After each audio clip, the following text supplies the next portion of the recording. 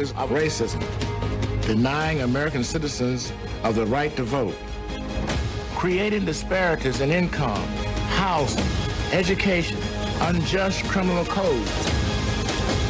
We stand before our nation facing yet another crossroad, a path to be chosen by every American. A question we must ask. As people of good conscience, do we bank on empty promises that heal our hearts a little, but insult our intelligence? Hear me. We are faced with a choice. A man who in 47 years of political service said one thing while doing just the opposite. A man who voted repeatedly against better education for minorities by opposing busing. A man who supported minimum mandatory sentencing, expanding the death penalty. We must take back to the streets. The man who proudly stood at a ceremony of a law creating the largest prison population in the world. Madam President, we have predators on our streets. The man whose own running mate said his policies and actions are racist. It was hurtful. And has the audacity to tell African Americans that we are not black enough. If you have a problem figuring out whether you're for me or Trump, then you ain't black. We have checked the record. We can think for ourselves. The choice has never been so clear. African Americans are joining the Republican Party. They love us and we love them. President Donald Trump has done more for African Americans in less than 4 years than others have done in 40 years.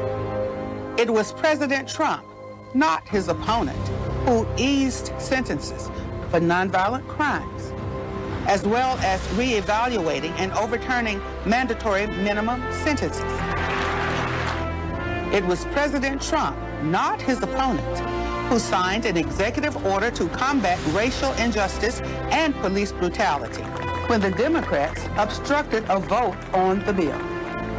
It was President Trump who delivered $255 million of permanent funding for historically black colleges and other minority-serving institutions, more than any other president in history.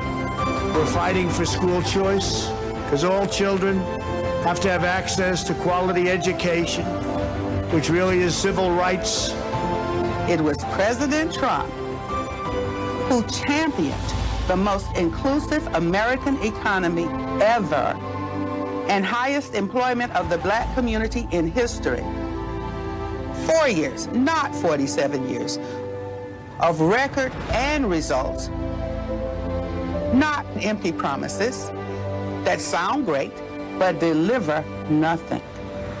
Let us think for ourselves, not what we are told to think, and make an historic decision. In the words of my uncle, Reverend Dr. Martin Luther King Jr., we are not makers of history. We are made by history. Atlanta and all of America, rise. Let your vote be heard.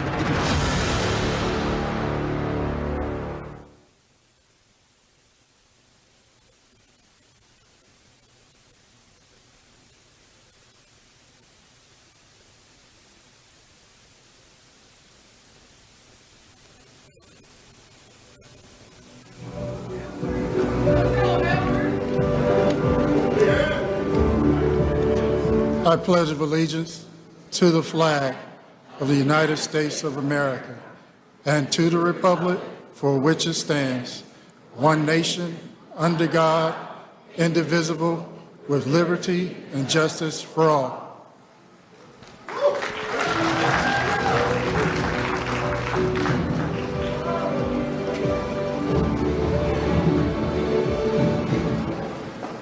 Ladies and gentlemen, please welcome Bishop Lyndon Johnson, the founder of the Atlanta Metropolitan Cathedral.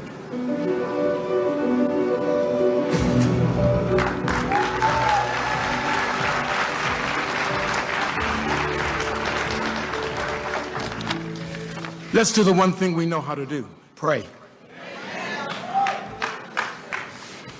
God our Father, we thank you today for the privilege of gathering in your presence at this historic and solemn time in our history. Lord, we acknowledge that it's only by your gracious hand that we are preserved today as a nation. And God, we thank you. At this pivotal time in our history, Lord, it's your sovereignty that has permitted our president to lead us in this crucial hour. We pray for our president today. Give him wisdom, give him integrity, give him courage to protect and defend the Constitution. Protect him from physical danger. And in those lonely moments, Lord, when time comes to make decisions, grant him your wisdom to know what is morally right and give him the uncompromising courage to do it.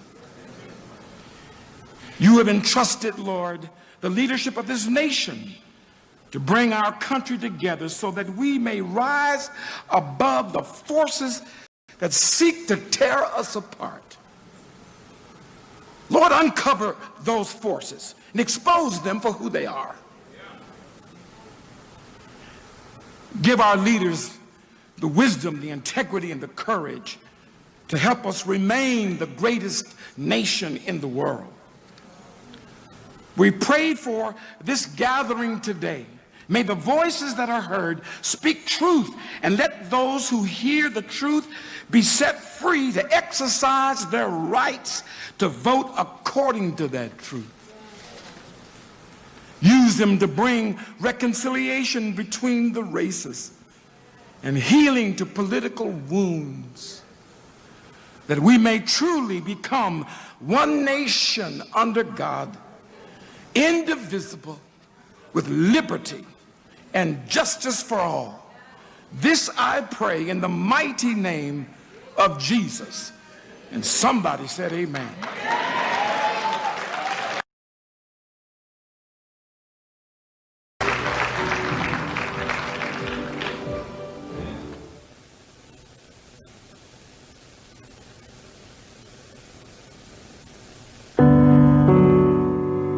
I remember the first time I looked in the face of my first grandchild. The first thought that went through my mind was, what do I do to make this a better nation and to make this a better world? I didn't know the answer then. It took me 12 years and the grace of God to figure out what my journey should be. There's a mission.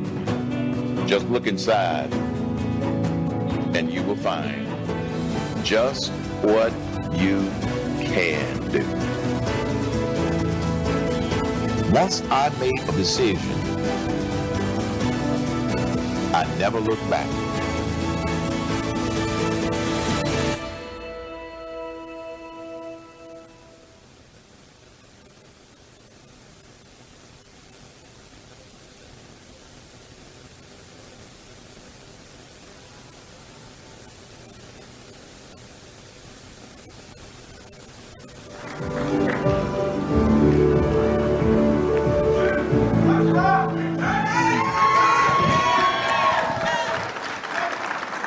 God bless America.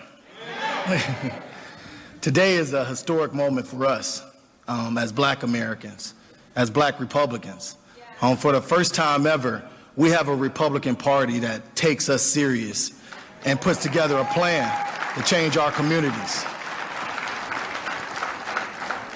We know our history. We know what's happened to our communities.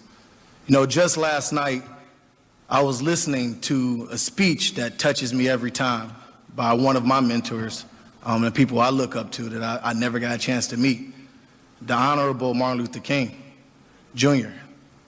And in his last speech, the mountaintop that he spoke about right before he was assassinated, he made this lasting comment about the promised land. The promised land. And just like Moses, when he had that vision, our people have been in the wilderness for the last 40 years. Our streets have been controlled by gang violence, lack of opportunity, jobs shipped overseas, and democratic leaders who have taken us for granted.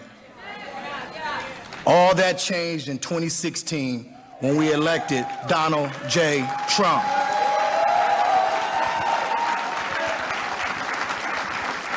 We finally have a leader who has planted seeds, real reform, real change in our communities. You saw it, historic investments into HBCUs, opportunity zones, criminal justice reform, the lowest black unemployment rate ever. The time is now. The time is now for us all to stand up, be responsible for our own community. The president is going to present today the Platinum Plan, the plan for black economic empowerment.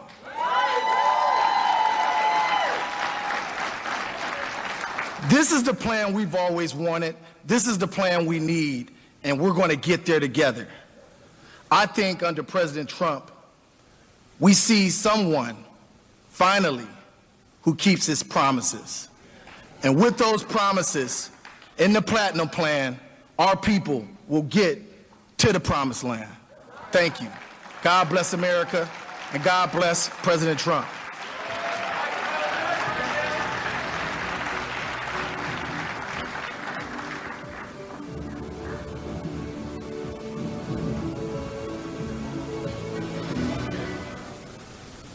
And now, to share their stories and the benefits of school choice, please welcome Walter Blanks Jr., Kira Peaks, and Pamela Duffy.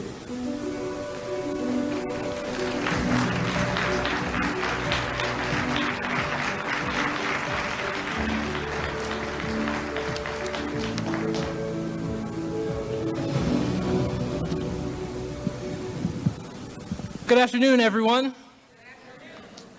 My name is Walter Blanks Jr., and I come from the great state of Ohio. OH? Ohio! All right. It's good to know I am not alone.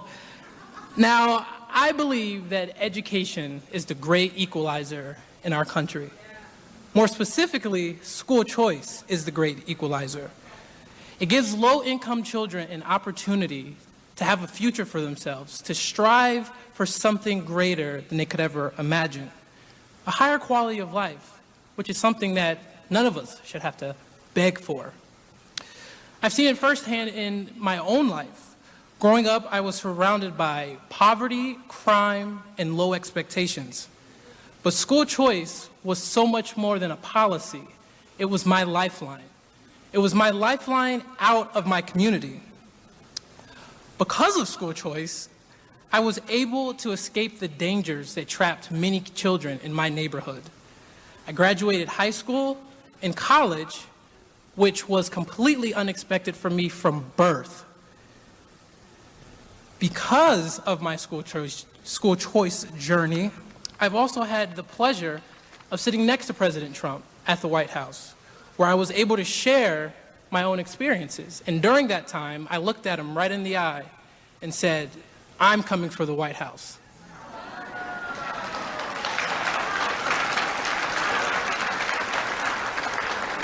Now, lucky for him, I have still about 12 years before that can happen, so otherwise he'd have some serious competition this year. But school choice allowed me to realize my dreams while equipping me with the proper tools to achieve those dreams. No parent should be forced to send their child to a low-performing school based off of their zip code or income.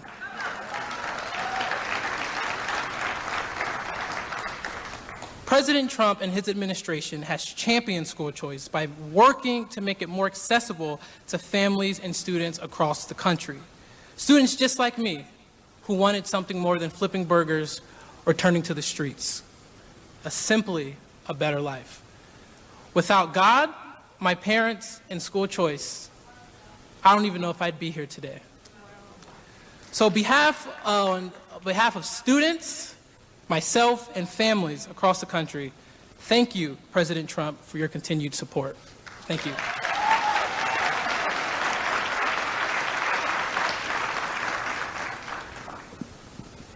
Good afternoon. My name is Kyra Peaks. I voted in my very first presidential election in 2016 for President Donald Trump. He ran on ideas and values that lined up with what I believe to be true, and he supported policies that would benefit people who look just like me. Not only did he claim to support those ideas and policies, but for the last 4 years, we have been blessed with a president who does what he says he's going to do.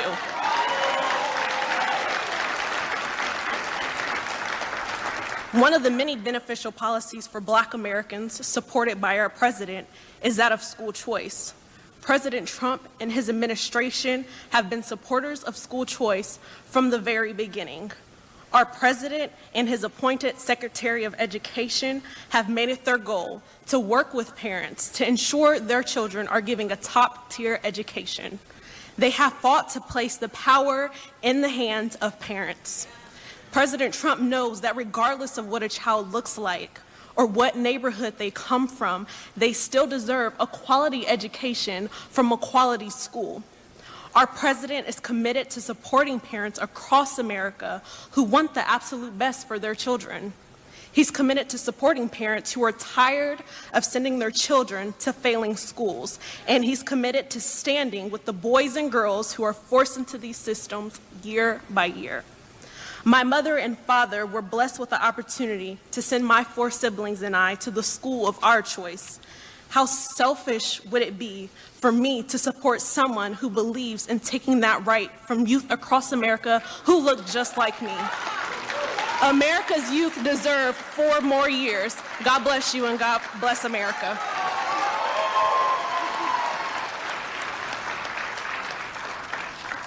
Good afternoon.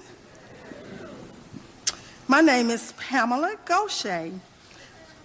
I'm honored to be here to share how school choice has changed the life of my youngest son, Joseph. When Joseph was diagnosed with Down syndrome, we knew things might get challenging. We were ready to face it. We had many questions. What would be Joseph's quality of life? Could he be happy like other children? What could we expect for Joseph's education? Joseph attended his local elementary school in kindergarten, and we were pleased with his education. However, everything changed when he started first grade at the same school. I felt he wasn't getting all he could academically and socially. When I met with his teacher to express my concerns, she told me I was right. She said that she was not equipped to teach my son.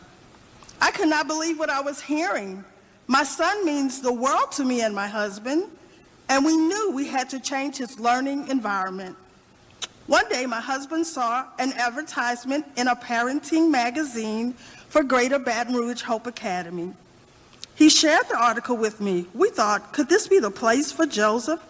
A private school that provides unique solutions for unique learners? The bigger question was, could we afford to send Joseph to this school? Happily, the answers were yes and yes, because of school choice. Joseph qualified for the Louisiana Scholarship Program, one of the state's 3 private school choice programs. The Louisiana Scholarship Program has given my family and those in similar situations the financial resources to escape a school that was failing our son and the opportunity to choose the environment that best suits his needs. Joseph has been at Greater Baton Rouge Hope Academy for about 8 years. We have seen him grow as a student and a young man. This school challenges him academically on his level. He's gone from making F's to A/B honor roll consistently. He is thriving in all of these subjects. We've also seen Joseph grow personally in the area of being very confident as well. He now knows he can and will succeed. He also received a sports award from a local news station and participated on the Special Olympics soccer team. We are very proud of our son. School choice changed our lives. This is why I support the principles that President Trump stands for. President Trump supports parents who benefit from school choice. President Trump understands the revolutionary power school choice can have in every American child's life. Every family should be able to put their child in the learning environment best suited for his or her needs. Thank you, President Trump, for standing by America's children and for standing by parents like me who want school choice. And we are here to stand by you. Thank you.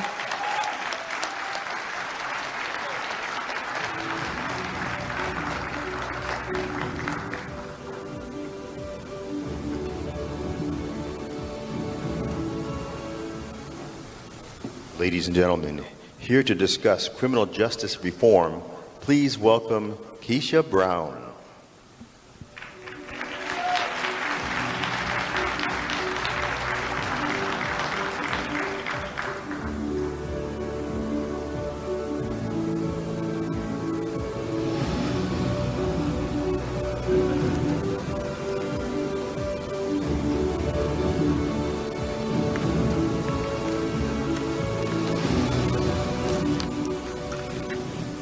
Good afternoon. My name is Keisha Brown. When President Trump signed the First Step Act bill, the impact was felt largely in the African American and Latino communities. That meant our loved ones would have their sentences reduced from the harsh sentences that was set beforehand. I would like to thank the President for the release of thousands of men and women.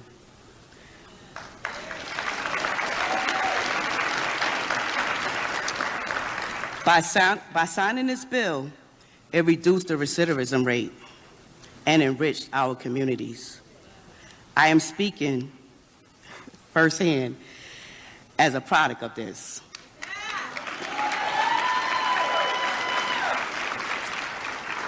My husband, Jerome Brown, was released after serving 11 and a half years in prison. Throughout his incarceration, his mindset was to better himself as well as his family. His principal value was to leave no man behind, which led him into mentoring and prison reform. Jerome's motto was, to help one person anywhere is to secure the future everywhere. My family will forever be grateful for all the many accomplishments. Mr. President, we're currently interacting with the BOP and their families.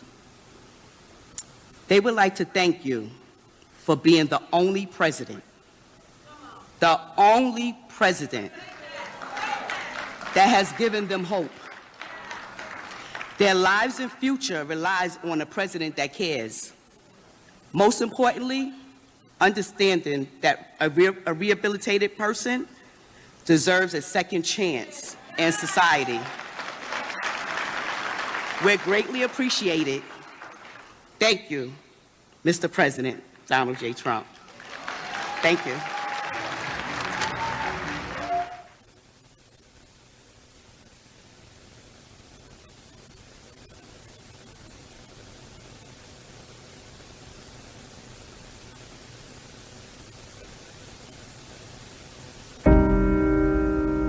America is a nation that believes in redemption. Last year, I heard the story of Alice Johnson. I I was once told that the only way I would ever be reunited with my family would be as a corpse. In 1996, I began serving life plus 25 years. Alice was sentenced as a first-time nonviolent drug offender. What I did was wrong. While in prison, I became an ordained minister. I always remembered that God knew my name, even in my darkest hour, but I never thought a president would. Alice's story underscores the disparities and unfairness in criminal sentencing.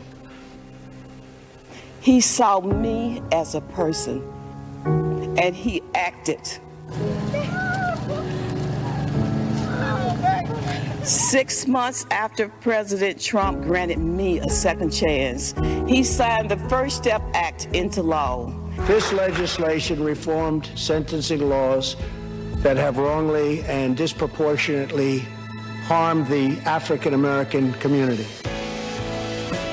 By the grace of God and the compassion of President Donald John Trump, I am alive, I am well, and most importantly, I am free.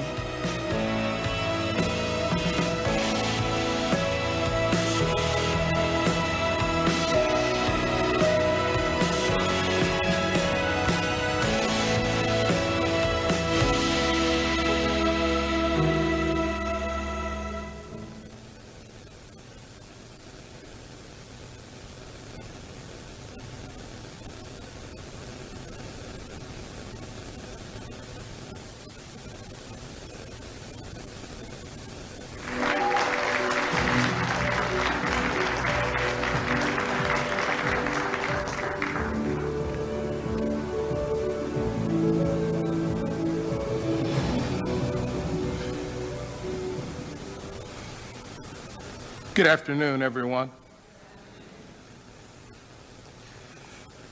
So, if I could just keep it real, it's no secret the accomplishments of President Trump in his last 4 years. No secret whatsoever. And it's also no secret what his opposition has been doing for the last 47 years.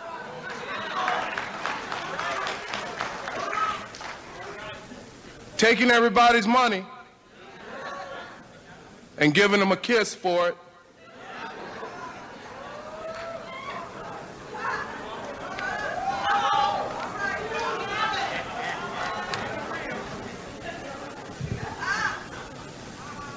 Unbelievable. Unbelievable that the Democrats want open borders, want crime. We're not going to have it, folks. We're just not going to have it. So if I could, let me tell you a little bit about who I am. Tony Childress. I am the sheriff of Livingston County, Illinois. We are due south about 1 hour of Chicago. Rural central Illinois is what we like to call it, and it's our home and we love it. And we do all that we can to fight crime there. I've been with the sheriff's office for 29 years.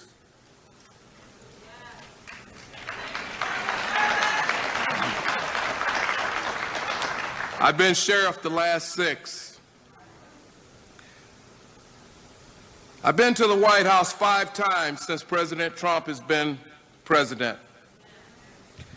Each and every time, Mr. President and Vice President Mike Pence have treated me with the utmost respect and sincere kindness, to the point that both of them have become true friends. Not only true friends of Sheriff Childress, but true friends of Livingston County, Illinois.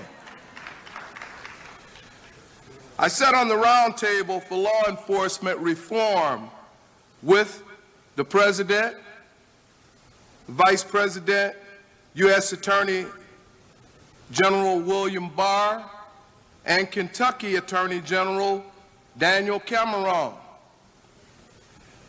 I was asked and submitted numerous recommendations for policing reform to the presidential administration. After submittal, the presidential administration used some of my recommendations in crafting an executive order used for law enforcement policing reform. I then stood with the president as he signed the executive order regarding law enforcement policing reform that would be implemented in many black communities in the United States.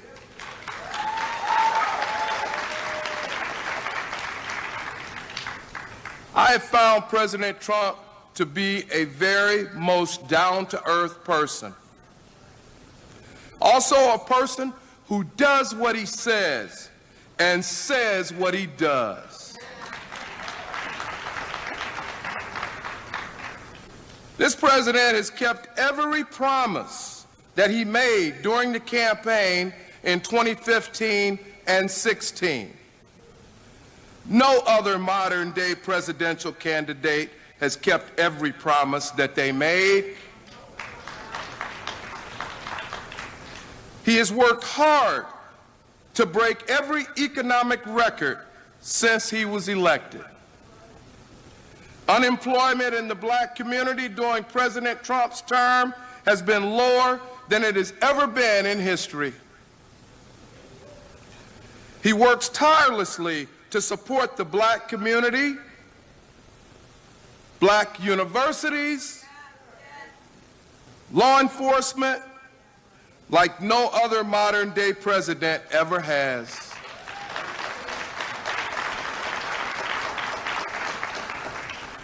Finally, let's take a deep breath here and now.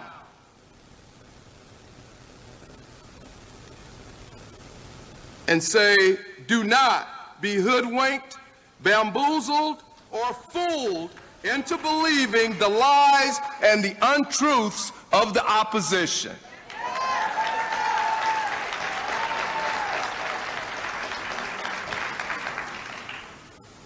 Now, for the good and the success of our whole nation, we must re-elect President Trump for president on November 3rd. We must re-elect him because there is much more work for us to do as it relates to the economic recovery and law and order in all of our communities in the United States.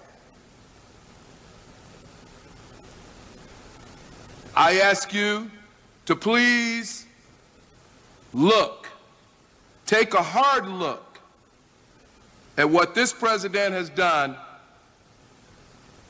in the last 4 years. And also, please take a very hard look at what Joe Biden has done in the last 47 years.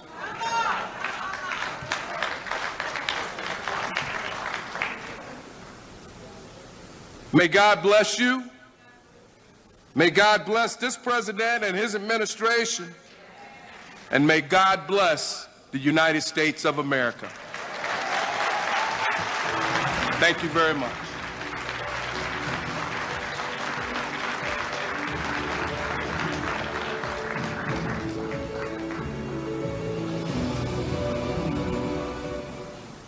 Ladies and gentlemen, please welcome small business owner Dr. C. Harrison Reddy, Chief Clinical Director and CEO of the Now Faith Apostolic Ministries, and Kelvin and Janelle King, owners of Osprey Management in Atlanta, Georgia.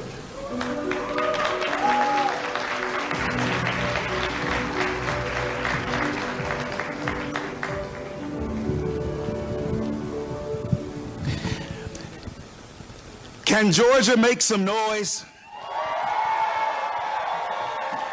No. Can Atlanta, Georgia make some noise?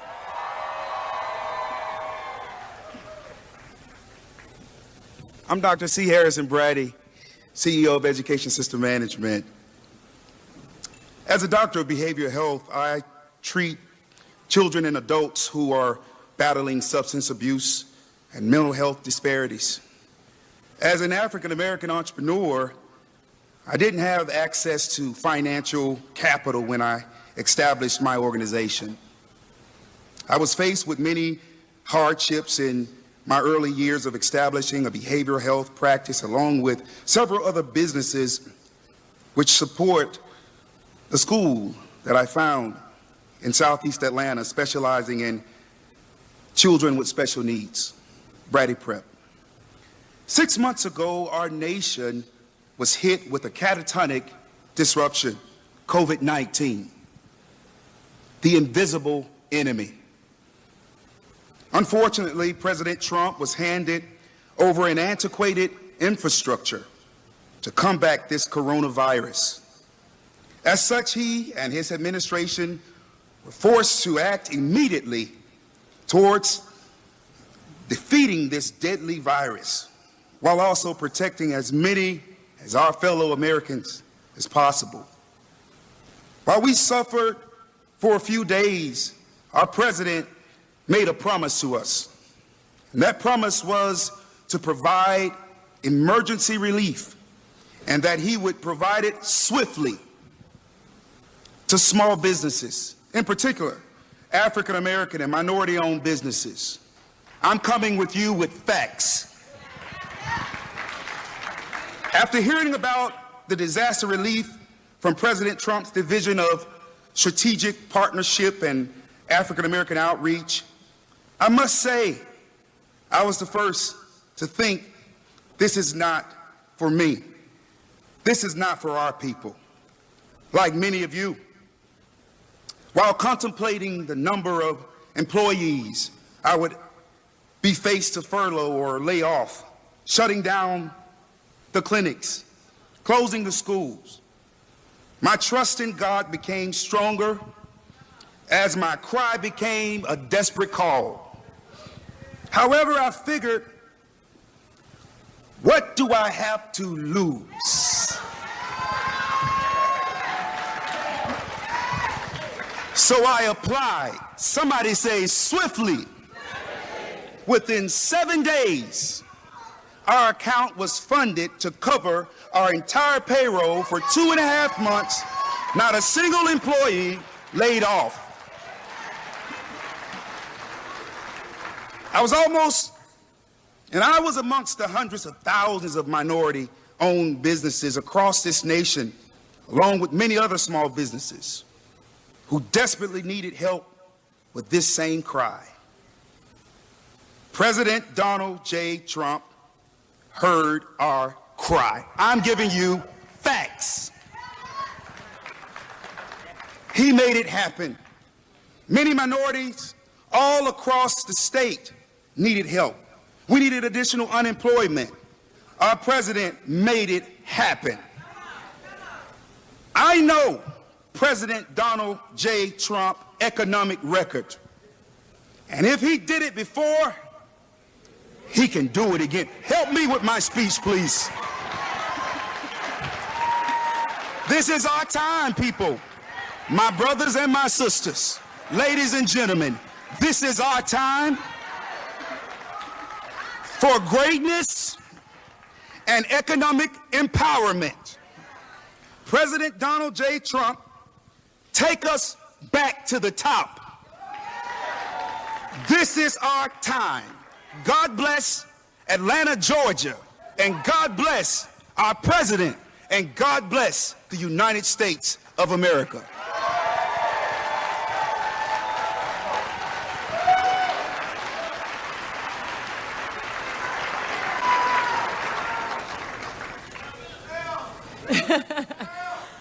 Thank you for having us. Thank you so much for having us once again. And to all my friends who are not from Georgia, welcome to Georgia. So Kelvin and I are not strangers to this stage, and we will continue to stand up and speak boldly as it relates to the many wins that have came from this administration regarding the Black community, because it is time. It is no secret that we are living in one of the most difficult times we've seen, especially in our lifetime. But under all the misinformation and the emotional responses, this has been a time of winning for the Black community. We have seen record low unemployment, HBCUs fully funded, families restored under the First Step Act, opportunity zones that came and provided better opportunities for our communities. And the pandemic has been a very difficult time, especially for businesses and families. However, one thing I can assure you is that President Trump stood by the small businesses. For 4 years, President Trump has stood with our business, our families, our communities. And by re-electing him, we will have a champion in the White House for another 4 years. So now, I will step aside and submit to my husband.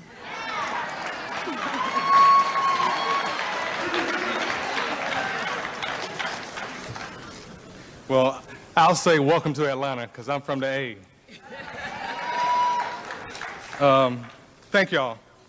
Well, my wife and I, we own a construction firm here. In fact, our headquarters is right across 285 on Powers Ferry from here. So we're right here at home in Cobb County.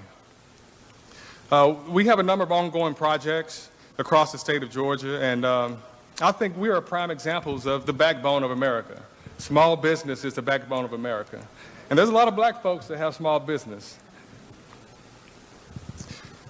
In the years leading up to 2020, we experienced really positive growth. Our operations tempo was high. We won awards here or there for the fastest growing business here.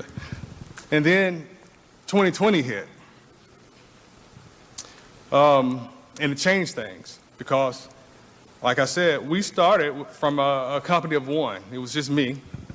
And over the years, we were able to get more employees and benefits and health care plans and 401k matching. And we had to do all that to compete because the economy was just that strong, coming into this year. So we had to do things to raise the bar and take care of our employees and to compete in a very competitive marketplace.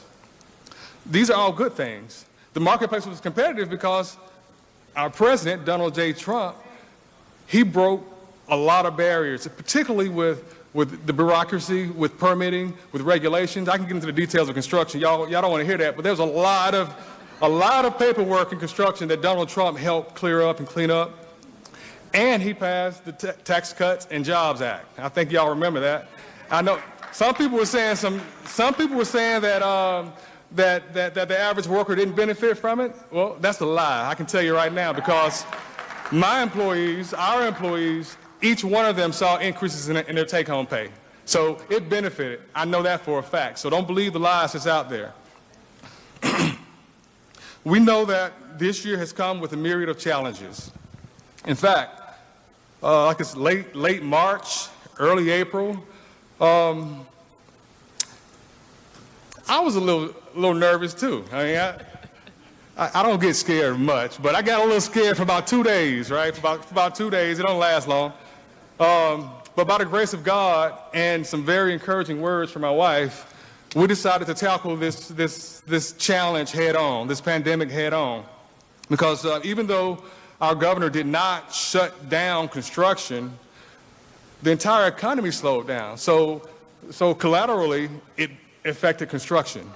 And our project slowed down. And I mean, frankly, I wasn't real sure what to do for a minute. But we decided to tighten our belts. And then the CARES Act hit. And the PPP, the PPP was a blessing to us. And we didn't lose a single employee. No benefits were cut. it gave us a little time to kind of get on our feet, and our public sector clients were able to kind of get projects going again, and we're back in the groove. It hasn't come back all the way yet, but it's getting there. Like I said, our employees are still paid the same amount, and no benefit has been cut. And I'm a former military guy. I'm an Air Force veteran, and oh yeah. I love our military, and I wanted to make a couple comments about our military because our president is so focused on supporting our military, and we've seen the benefits of that. His bold leadership and the administration has placed our military and our veterans on top of America's priority list because for several years we had a lot of degradation in our military, and it wasn't a priority in the previous administration. And that's unfortunate because most conservatives believe in a strong military and strong defense. And I wanted to mention a couple things to be proud of. A black accomplishment is okay. It's okay to cheer black accomplishment. This year, we got our very first black chief of staff, and 4-star General Charles Q. Brown was nominated and appointed. And I'm an Air Force Academy graduate, and our school has their first ever black superintendent, Richard Clark, Lieutenant General Richard Clark. So as I close, I wanted to say one thing to our community. Aren't you tired of being manipulated? Aren't you tired of being lied to? So I want you to do one thing. I want you to think about the strength of who we are, the strength of the black community. We've come through a lot, and we can go through a lot. And right now, we're not fighting against Donald Trump. Donald Trump is on our side. We're fighting against evil. We're fighting against factions. We're fighting against factions that want to break up our family. They want to take the male out of the home. Those are the elements that strengthen the black community. If you want to strengthen the black community, let's keep our fathers head of the household. That strengthens our community. And I just needed to get that off my chest because the people in here understand that, and Donald J. Trump understands that, and we're going to vote the man who understands that into office for 4 more years.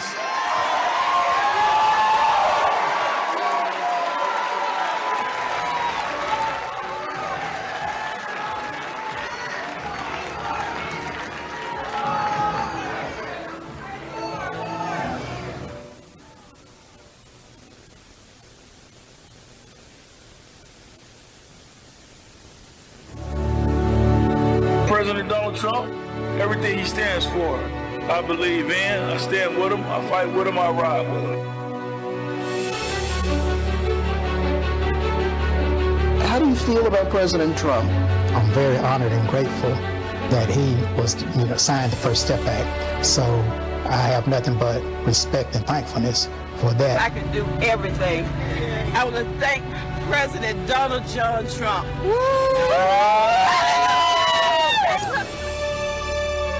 I love President Trump because to him, every life matters. Lives of African Americans, lives of all races. He's about unity and togetherness. And that's one of the main reasons why I voted for this president. We are reminded of our nation's path towards civil rights and the work that still remains to be done.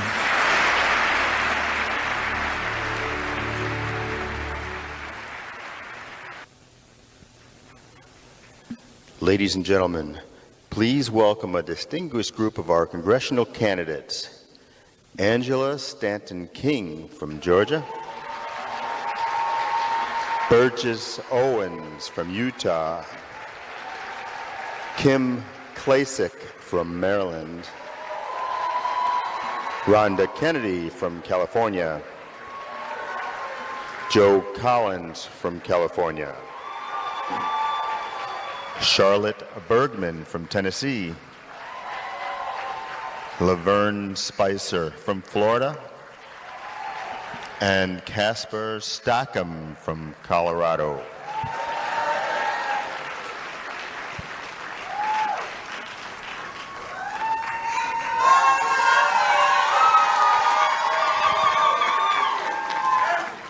You know, I read a scripture in the Bible one time.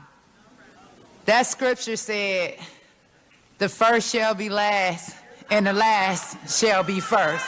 I'm gonna give y'all time to catch up on that one. But my name is Angela Stanton King. I'm an Atlanta native, and I'm running for Congress. And to represent Georgia's 5th District. And people ask me all the time, they say, why are you running for Congress? And I say, well, for me, it's not about politics. It's personal. At the age of 5 years old, I was sexually assaulted. By the time I was 14 years old, I was pregnant and gave birth to my first child. And by the time I was 27 years old, I found myself in this state, in Georgia, chained to a bed at Pulaski State Prison, giving birth to my daughter for a nonviolent crime. Fast forward to today. I've gone from prison all the way to the palace.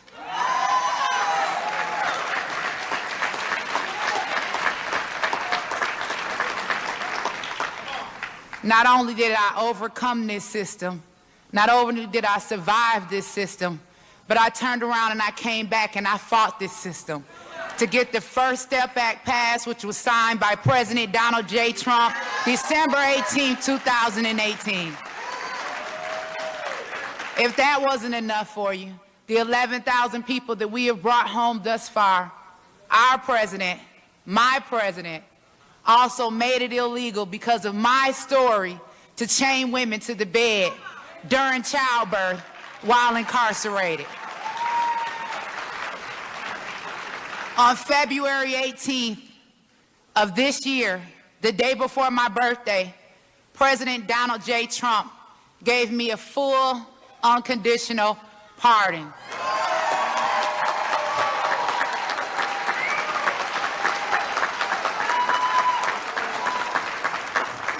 This is the president of a second chance.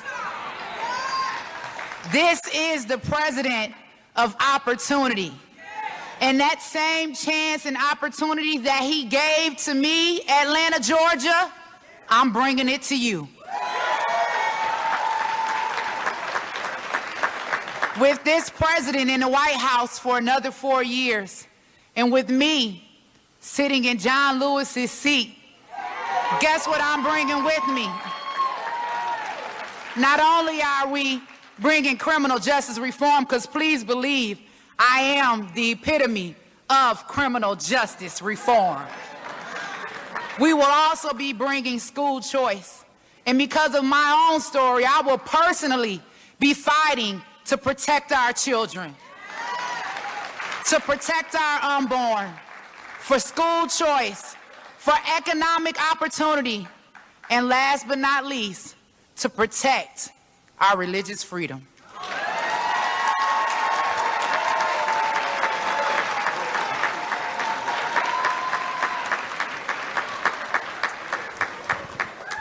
Wow.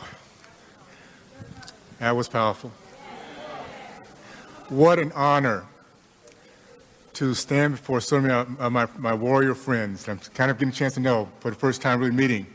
Thank you guys for the mission, for your passion, for your courage. I'm going to share a little vision with you that I've been thinking about over the last few years, and I begin to see it beginning to happen here. There's no race in this country who understands more the power of life lived in pursuit of happiness than the black community. We are a race that once we were freed, experienced for the first time the ability to have a family, to have a job, to have a future, to have hope, to dream past the obstacles of somebody else's limitations. And we went at it big time. Here's a little history you guys don't know about, because we were a race that committed to education, to faith, to business ownership, and to our family like no others did.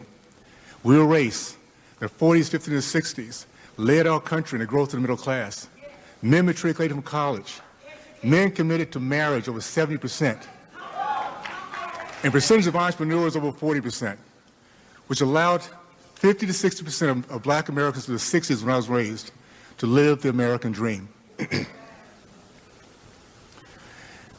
What I love about what happened in 2016 is that injected into the black community was something called hope. We finally started to see that we were not what the Democrats thought we would continue to tell us we would be.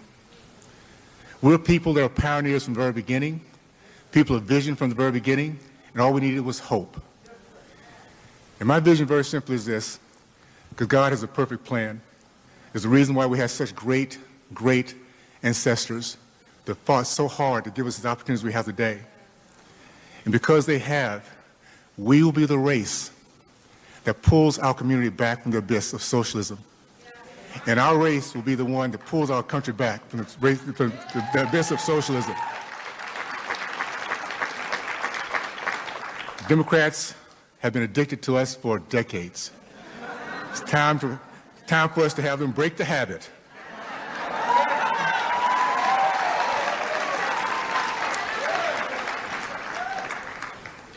I've had a chance to meet a few friends here, and I will just say this, guys. What have we done in the past, and what are we doing now? We learned to dream big. I had a chance to talk to Joy just a little bit ago, and she was talking about this business she's about to build as she moves to a different part of the country. Talked to Kim a little bit ago, and she asked her what got her to moving toward this direction. She said, our kids have no hope. That's going to change. Our greatest legacy is giving our children the opportunity to dream big, to hope across, regardless of the obstacle, and to know this is a country truly of second chances, of dreaming as big as we might want to, and we move forward with that. I'm so thankful for the President who's showing us what it looks like, and for opportunity for those of us to know what it is to replicate an American-loving leader. And we're going to get that done. Listen, guys, I'm proud of you. You're the pioneers. You're the ones that are going to be leading our nation, our race, from the abyss of darkness. Thank you for your courage. Thank you for your boldness. Thank you for having the courage to stand up for a president who's standing up for all Americans. You guys are getting it done. I'm just proud to be part of it. Thank you so much for this opportunity, okay? All the best.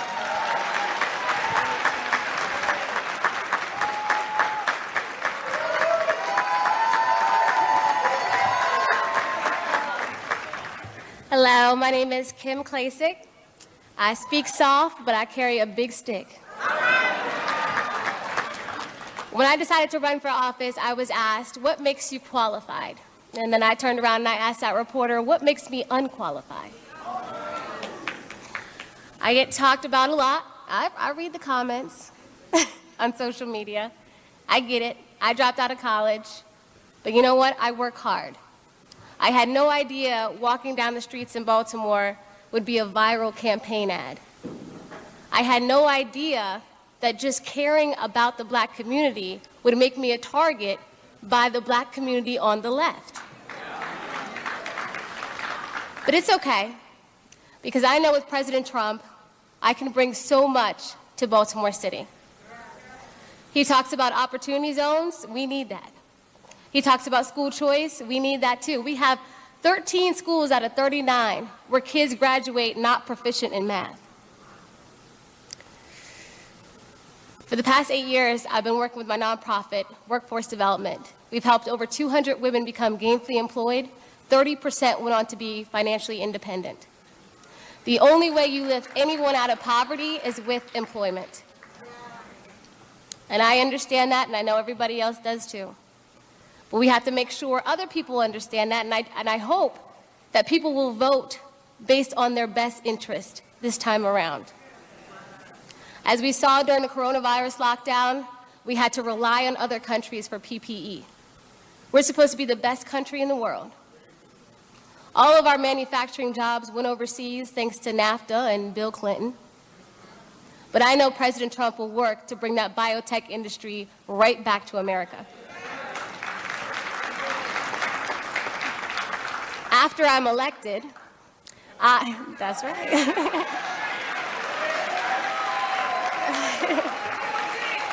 After I'm elected, I hope to work with President Trump to bring that billion-dollar medical equipment industry right back through Baltimore City's port. We'll have apprenticeship programs, career and job training, and I will make sure no one is displaced in the city of Baltimore. We have a big job to do, and I know everybody on this stage can do it, And I thank everyone for your support. It means a lot to me. Thank you.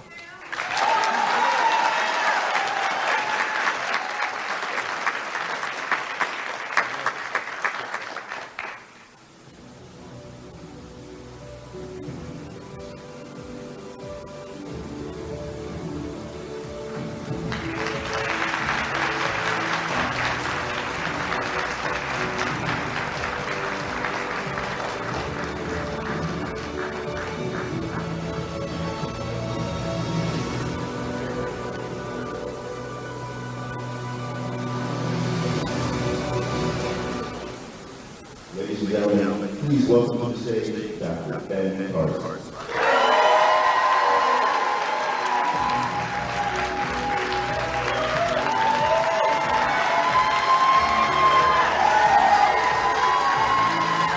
Thank you.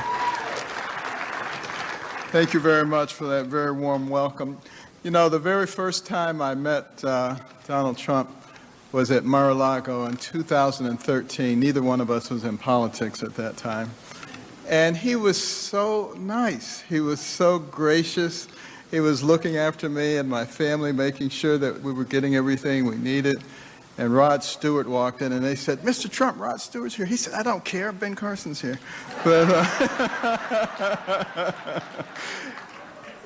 and our relationship developed during the campaign. So, you know, when I dropped out, I had to decide who I was going to support. And during the campaign, I came to realize that he and I represented the same things. We felt very much the same policy-wise. We're a little different personality-wise.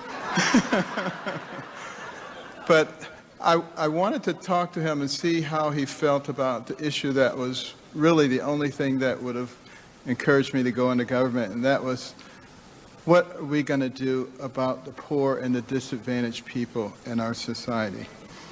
And I was really taken aback by how much we agreed about what should be done to get rid of the paternalistic attitudes, pat people on the head and say, there, you poor little thing, I'm going to take care of you. And instead partnering with people to allow them to get out of desperate situations. That's exactly what's happened over the course of this time. And, you know, certainly that's what happened in my case, you know, growing up in desperate poverty with all kinds of crime around me. But, you know, I had something that a lot of people don't have, and it is a God-fearing mother who was wise and who wouldn't allow us to be victims and made me read books. I didn't want to read books. I wanted to watch TV, but she made me read books.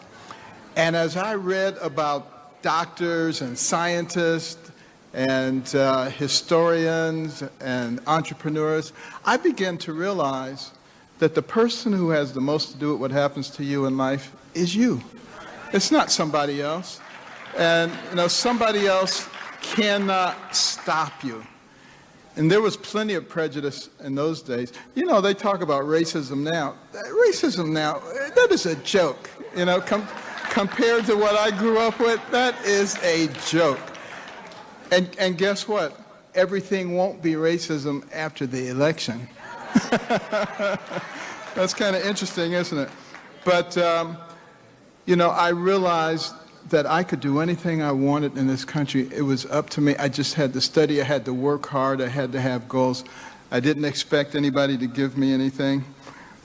And also, as I talked to the president, wasn't the president then, I realized that he also grasped a very important principle, and that is a rising tide lifts all boats. And that's why he doesn't engage in a lot of identity politics. He tries to do things that raises the tide for everybody. And what has that done in the African American community? Poverty rate down, wages up, more people working, unemployment at the lowest levels by the end of Q4 2019, home ownership going up. It's at its highest rate since 2008 right now. The wealth gap decreasing, on and on it goes. You see, what we need to do is look at what he does. It's much more important than what anybody says, or what they say he says, or what they say he means when he says. And also, we must grasp our history. The history in the African American community is something to be proud of. The way that our faith and our family got us through slavery, and it got us through the periods after slavery and incredible segregation and racism. And those entities that are attacking the nuclear family and attacking our faith are not our enemies, no matter who they hide behind, no matter what celebrity or sports star they stand behind. They are not the friends of this community.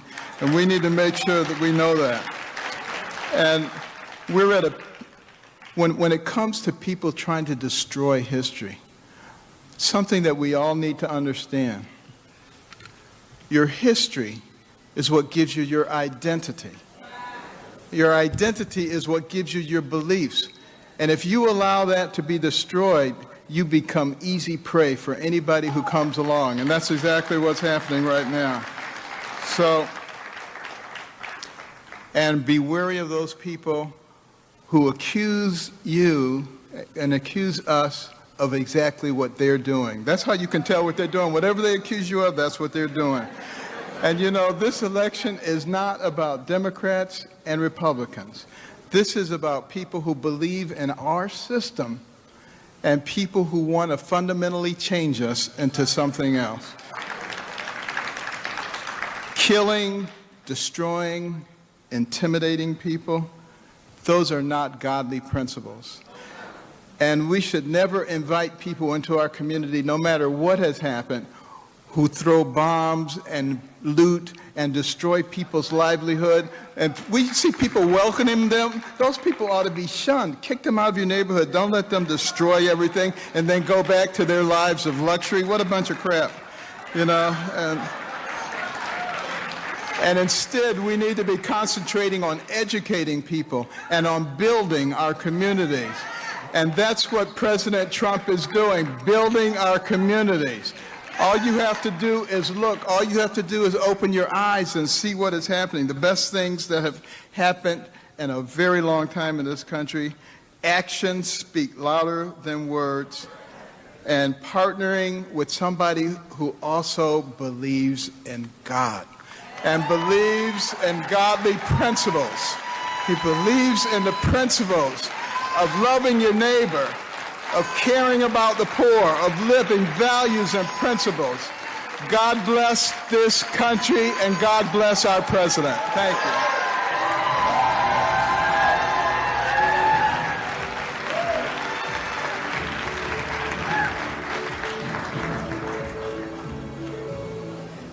Ladies and gentlemen, please welcome former Speaker of the Oklahoma House of Representatives, T.W. Shannon.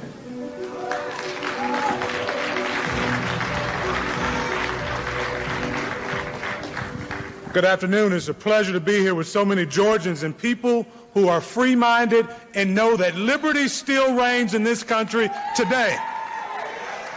You know, today kind of reminded me of being in my home church, my African-American church in Lawton. You know, we've got people here who are God-fearing. We even got Dr. Alveda King, who's liable to break out in song in any minute. We know she will. But the reason it reminds me of church is because about this time in my African-American church that I grew up in, we'd always have politicians start streaming. Anybody know what I'm talking about? They start coming in promising you the world and promising if you just keep doing what you've always done, things are going to get better. Well, Donald J. Trump is different.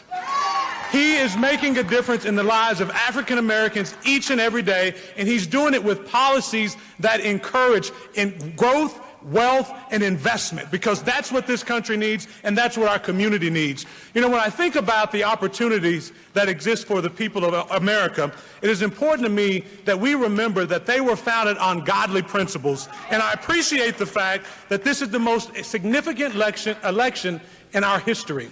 And when we think about the opportunities that are going to exist for our kids and grandkids, it's not going to be because of a big government socialist program that's being pushed by Biden and Harris. It's going to be because of a president who stands for liberty and justice for all. So my message, I know we're short on time and you've heard a lot of speeches.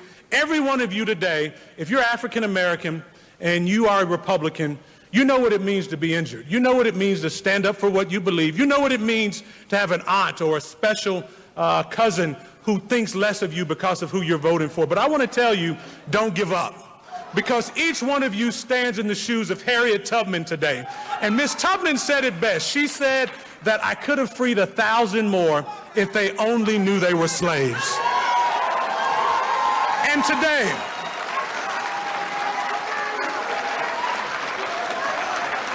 and I have one word, and that is to our president. Mr. President, it is an honor for all of us to be here and to welcome you to Georgia and to say that you have been a friend not just to America, but you have been a true friend to Black America, and we look forward to hearing about your platinum plan for how we move this country forward and how we move African American forward. Thank you.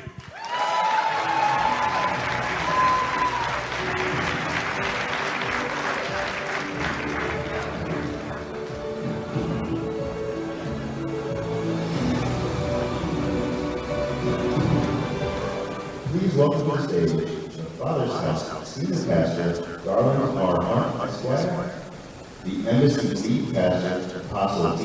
Dwayne Hart, and Fellowship of International Churches Founder Bishop Wellington Boone.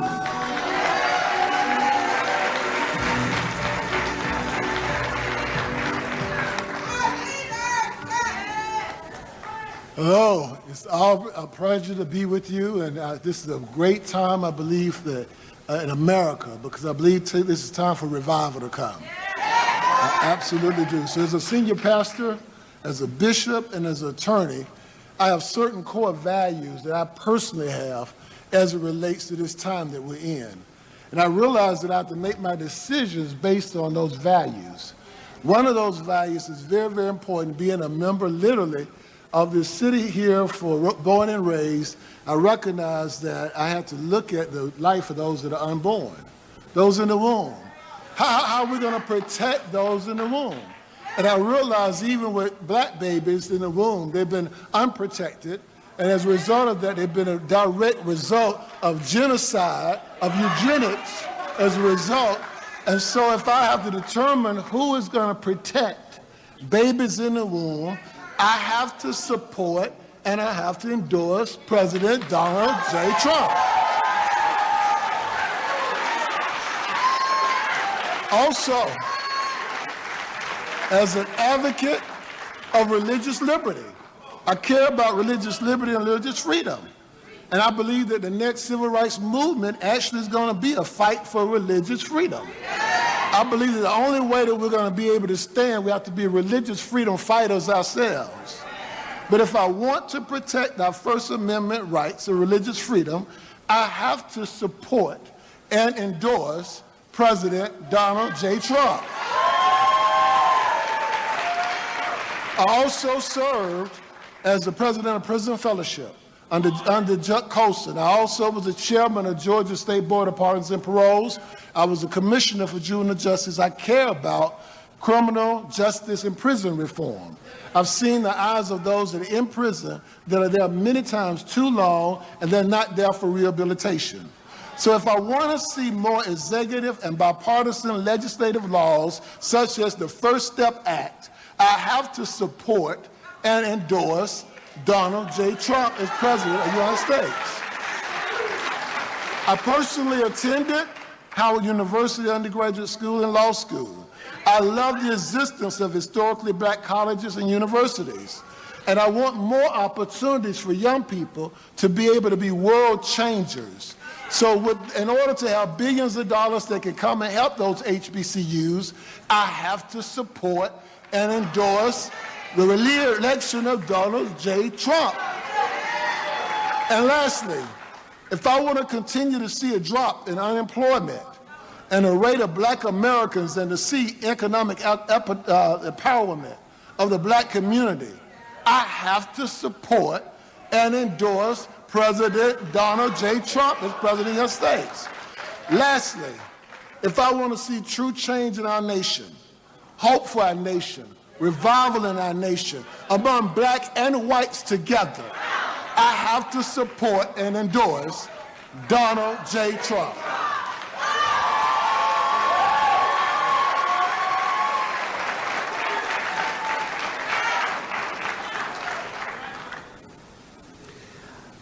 Well, I'm a preacher, so no, I'm not going to preach, but if we was in a good church, I'd say, can I get somebody to give the Lord a good praise right now?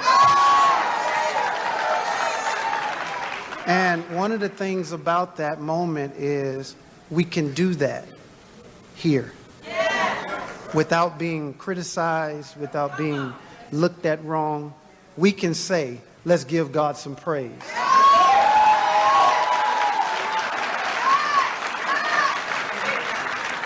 Well, I am here. I'm from Youngstown, Ohio. I'm from a town that I grew up. I'm a son of a preacher. My mother was an accountant for the local university. I was fortunate enough to go to university because she worked for the university. And so my education was free, thank the Lord. And I wasn't that, I was very fortunate to be able to have good grades, thank the Lord. And so I am a child who grew up in the steel mill era and jobs left like crazy. And I've watched the city in declination. I've been fortunate enough to be all around the world and to do many things. I've met many politicians, I've met many leaders. I've never met nobody like this guy. I think for number one, it's because he's not a politician.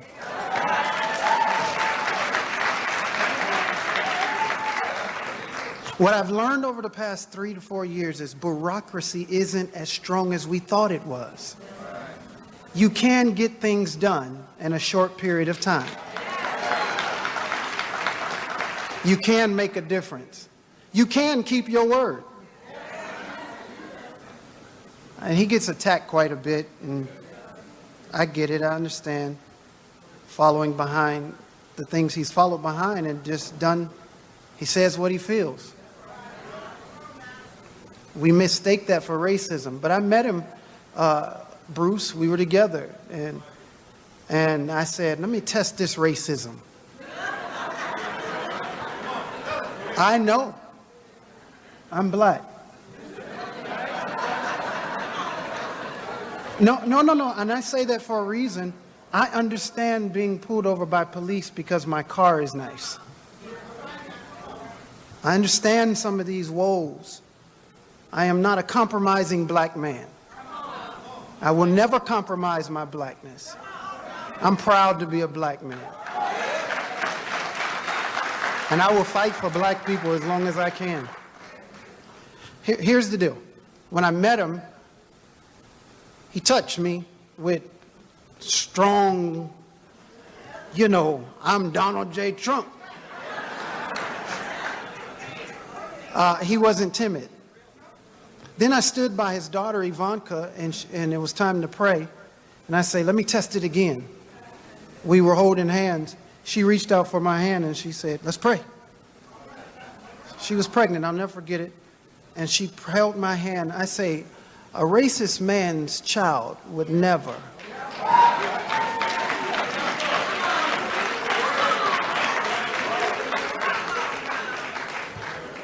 So I got several reasons why I'm going to support him. And I'm ready to take whatever heat because it can't be hot enough because the furnace is in my favor.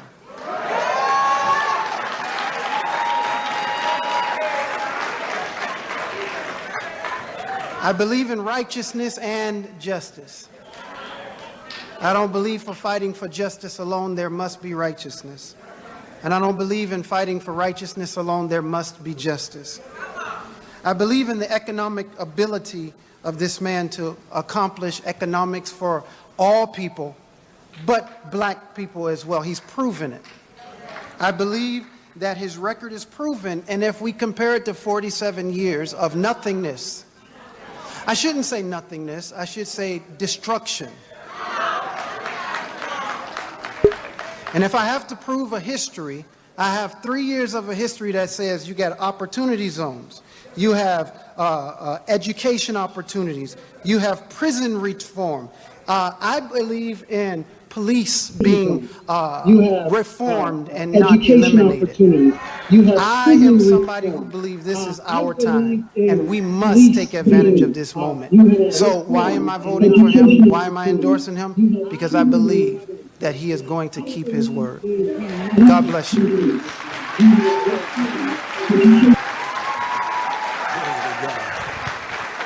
Glory to God. Glory to God. I'm Bishop Wellington Boone, and I fully support and expect Donald J. Trump to be the next president of the United States. Yes. I know a little bit about his background, and he came, his forefathers, from the Hebrides Islands. One of the greatest revivals we know in history came from the Hebrides Islands. And so what they're noted for is Calvinism. And Calvinism says that there is a manifest destiny over your life. And this man and his forefathers have said that he's a product of manifest destiny, that God determined before the foundation of the world that he would become the president of the United States. Now I can clearly say this to you because this is important to understand that by the fact that he has, by his fruits, which you have all evidenced by the things you are saying, you'll know them by their fruits. The priorities of Scripture he has made here as the President of the United States. Remember, it says that promotion comes not from the east nor the west, but the south. God lifts one up and takes another down. God made this man president. And then, by the fact that he's targeted the inner cities, and all of your evidence that he's doing a great job in reaching the inner cities, it shows the favor of God is on the black community.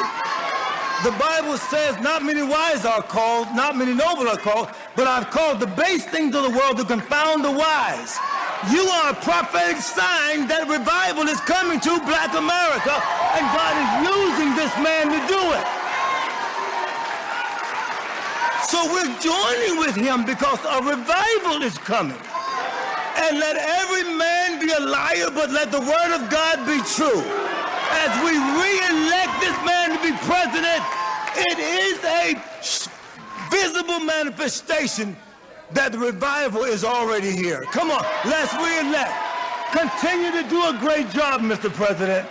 It's your day. God bless you. See you next time.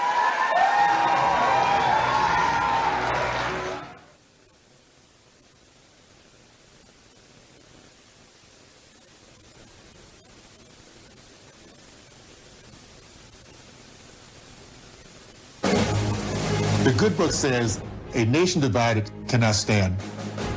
Yet, career politicians relentlessly divide this nation. The extreme left has been wasting America's time with vile hoaxes and delusional witch hunts. Allowing lawlessness, refusing to condemn violence against our fellow citizens. The Democrat Party has joined forces with flag burners, anarchists. Career politicians using their positions to aid our enemies at the expense of our allies. For years you had a president who apologized for America. Now you have a president who is standing up for America. Instead of endless war, we are forging peace in the Middle East. President Trump supports our allies and takes decisive action against those that harm America. African American poverty has declined to the lowest rate ever recorded. President Trump engineered the highest ever employment for the black community while generating the most robust and inclusive economic growth in history. Biden stated that if elected, charter schools are gone. Access to education is a civil right. A nation divided cannot stand. I have done more in 3 years for the black community than Joe Biden has done in 47 years. If you have a problem figuring out whether you're for me or Trump, then you ain't black. To say I'm not black if I don't vote a certain way, come on, man. We don't have to be told how to vote. We can see who's real. Instead of letting Washington change us, we are changing Washington. My president, your president, our president, Donald Trump.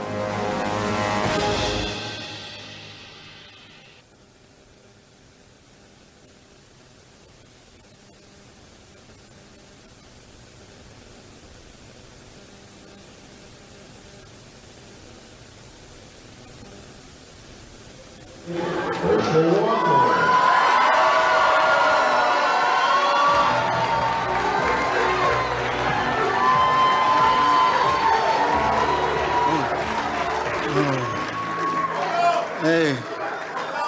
oh, God is good. Now, don't get me wrong, this matches the suit. You know, I was born about 2.5 hours from here, knowing that I was colored. I went to college about an hour and a half from here, knowing that I was black. I have a home here in Atlanta, knowing that I'm African American. But time has changed, and now I'm proud to be an American.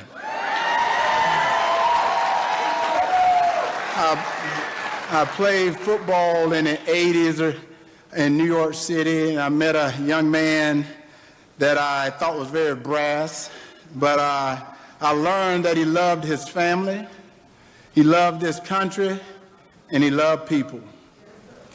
So I remember telling a reporter from the New York Times that this guy could be president of the United States in 1985 because he loved America. But I guarantee you can't find that in the archives today. But I've always known that he's different because he became the 45th president of the United States of America.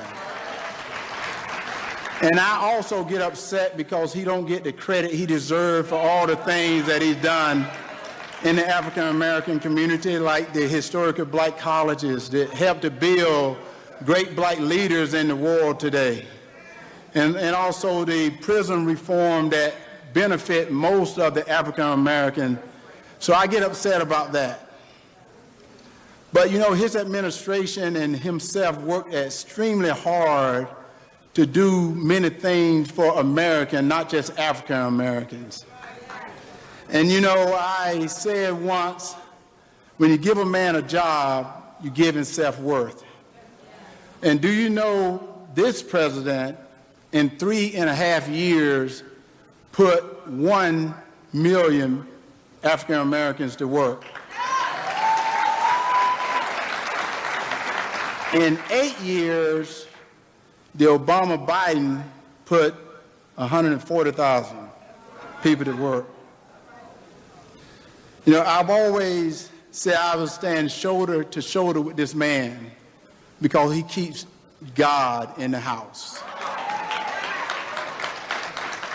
And all us Americans have received so many touchdown passes from this man that I want to say it is time for us to recognize our quarterback. So it's my honor and pleasure to introduce my friend, the President of the United States of America, the 45th President, Donald J. Trump.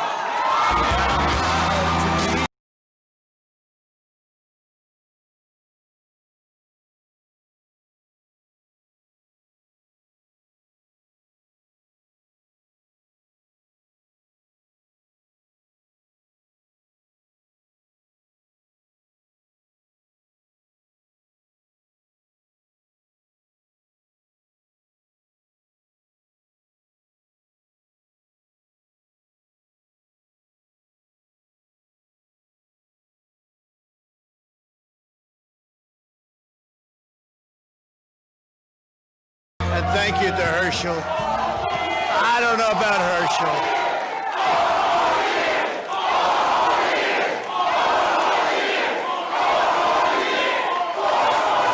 Thank you. I don't know about Herschel. I'd watch him in college. I'd watch him carry that ball. But, you know, I think he'd do just as well as a senator or a governor. We're going to have to start talking to him about that. He's a fantastic person, great man. I'm honored to be back in the heart of Georgia with the truly incredible organization, Black Voices for Trump, and we appreciate it. In 39 days, we're going to win 4 more years in the White House. And we will do it with a record number of votes from the black community. We have no doubt. That's all happening.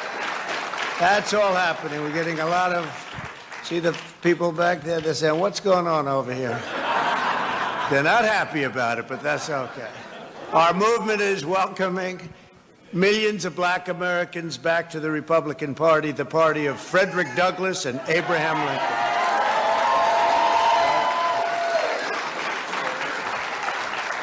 When I ran for president 4 years ago, I looked at the dismal and shameful record of the Democrat Party and asked black Americans, what the hell do you have to lose, right? And they all said, you shouldn't use the word hell, but I said, it's just more descriptive. Doesn't work as well without it. Today I want to share what you have to gain from voting Republican on November 3rd. Will be the biggest election of our lives.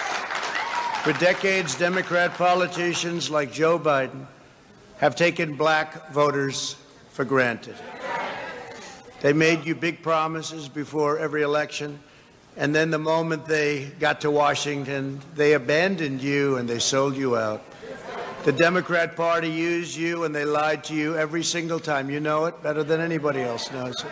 The Democrats will always take back the vote.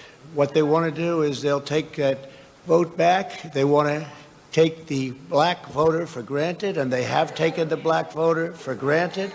And it's not fair, it's not right, and it's not going to happen because we're going to have such a victory like you've never had before.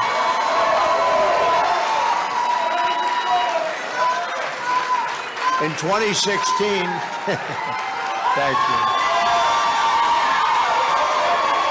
Thank you. In 2016, I made you a solemn pledge that whether you voted for me or not, I would be your greatest champion. Since that time, I've delivered even more than I promised. It's one of those things. Few politicians do that, but I believe we have.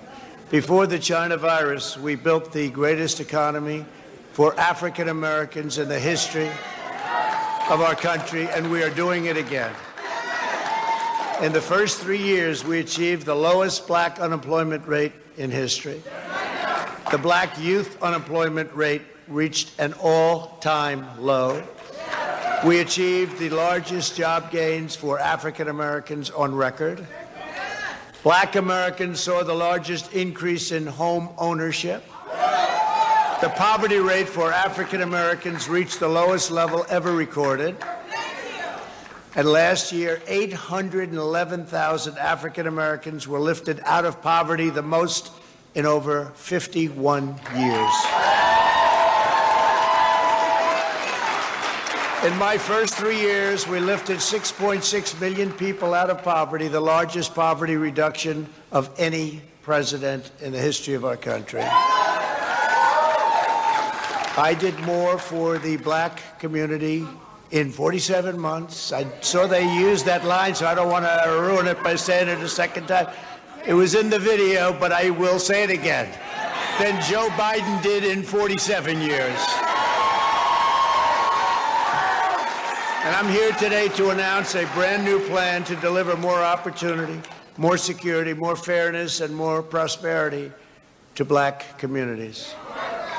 We call it the Platinum Plan. Platinum Plan. And that's a contract with black Americans, and it's going to be something that people talk about for a long time to come. If you vote Republican over the next 4 years, we will create 3 million new jobs for the black community. Open 500,000 new black-owned businesses. Increase access to capital in black communities by $500 billion. And this includes investing in community development, financial institutions, and minority depository institutions. Build up peaceful and safer urban neighborhoods with the highest standards of, and you know this, of policing. We want the highest standards. We have to have highest standards of policing. Bring even greater fairness to the justice system. We did criminal justice reform. We remember that. Even greater, we will create a national clemency project to right wrongful prosecutions and to pardon individuals who have reformed their life. You saw Alice, right? We love Alice. She had another 24 years to go. Can you believe it? She served 22 years. She had another 24 years to go. It was ridiculous. And she is a great woman. Create a ladder of opportunity for African American children by delivering school choice to every parent in America. So important. Give black churches the ability to compete for federal resources for their communities. Bring better and tailored health care to address the historic disparities that we've had for so many years. You know that. This includes investing in treatments for kidney disease, diabetes, high blood pressure, sickle cell disease, and maternal mortality. Advance home ownership and wealth building in the black community. Bring more manufacturing back to the USA, which we're doing anyway, and back to the inner cities, which have been largely forgotten, although not so much in the last 3 years when you get right down to it. Thank you. And Democrat policies that import low-wage foreign workers from overseas to replace black workers in our inner cities. Joe Biden cares more about the citizens of foreign countries than he does about black Americans living in our own country.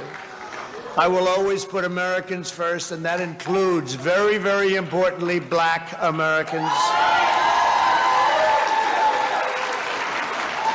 And there's much more in our plan, which we're releasing today, so we'll get everyone a copy, and it's actually been very well received, and we appreciate that. The Platinum Plan is a bold vision that we can and really will achieve over the next 4 years, and we'll be able to do it, if not sooner. Unlike my opponent, I'm not a career politician, thank goodness. I get results, and I keep my promise, and you've seen that. You've seen that. Together, we will not only build up America's black communities, we'll help with your vote, with the Platinum Plan, we'll lift up all forgotten communities, and we'll strengthen our entire nation. And we are going to have an incredible 4 years, but more importantly, we're going to have an incredible 40 years. We're going to have many, many great years because we're setting a foundation for the future. So when I'm not here, you're going to be here forever, especially look at these young people over here. You're going to really be there for a long time, but we want this for long term. This year, when I'm not the Republican Party has 26 black Republicans running for Congress. Where are they? Are they here? Are they here? A lot of them are here, right? Running for Congress. That's a good-looking group of people. Are they here? And you're doing well. Just about in every instance. That's a good-looking group. Hope you do even better. We'll be helping you. You watch. And we're thrilled to be joined today by 8 of them. Raise your hand. Which are the 8? Oh, that's so great. Yeah. They have what it takes. That's great. That's fantastic. Great job. One of them I've endorsed very strongly. I saw an ad that I liked. I thought it was great. Raise your hand, please. What a great. They've been now endorsed, I will tell you. And congratulations, by the way. It's going to be a fantastic night, November 3rd. Now, I don't know, with this ballot situation, it's you're not going to see it. November 3rd, the Democrats are playing games. You see that? You see they found ballots in a waste paper basket. They found ballots dumped in a stream. Take a look at Iowa, the primaries. You remember the primary? They went to Iowa. We love Iowa, but they tried this ballot concept, and they still don't know who won. That was a long time ago. That was in their primary, the first primary. And it's a very terrible thing that's happening, very, very terrible thing. But you're going to be raising the hand, if not November 3rd, hopefully shortly thereafter. Now, I know you're going to be raising your hand. With me, we may end up in a dispute for a long time because that's the way they want it. But we're going to end up winning, that's for sure, okay? We're going to end up winning. When I give my State of the Union address next year, I look forward to welcoming a historic number of black Republican members of Congress, and we're going to take back the House. We're going to take back the House. You know, we've already won some seats back. They don't like to talk about that. The fake news. You'll find out about the fake news. Have you figured out the fake news yet? You're young and handsome and beautiful. Have you figured out the fake news yet? You'll learn. You'll learn. You'll learn to live with it. You'll learn to do what you have to do. But we are going to take back the House. I think we're only 17 short now. We picked up a couple. We just won a big one in Los Angeles. We haven't won in 22 years. California. Won a big one in Wisconsin. You know, it was a great one. We won some really good ones. So we're inching up, and you watch what's going to happen. It's going to be a very big night for the House. It's going to be a really retired Pelosi. That's not a bad idea. That's going to be great. Congratulations, all. That's already a great achievement. It really is. It's already. But together we'll fulfill our contract with Black America, and we'll pass the Platinum Plan into law, and we'll do it quickly and easily. We're also joined by a great friend of mine, Dr. Ben Carson. Where's Ben? Ben, I love Ben. Special man. He's doing a great job, too. He's been my friend from the beginning. Can I tell the one story, Ben? He came up to me he was campaigning. He was the toughest one. I mean, to tell you what, we had some really tough ones. You know, a lot of them like to try and say they were tough, but they weren't, like Kasich.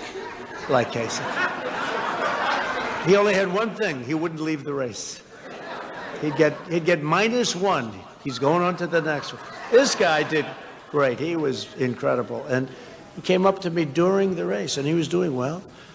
He said, you know that you're going to win, don't you? I said, excuse me? He said, you know you're going to win. He was doing great.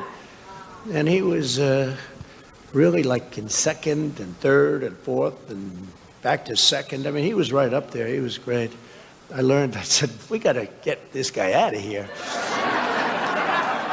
But he came up to me, he did, and he said, you're going to win. And I'll let him tell you the rest of the story if he'd like to do it sometime. But he gave a very specific reason, and I will never forget what he said. But he said, you know you're going to win, don't you? And I just thought it was really nice, and you know what I'm talking about, Ben. So Ben Carson, what a job he's done, too, respected by everybody. Thank you, Ben.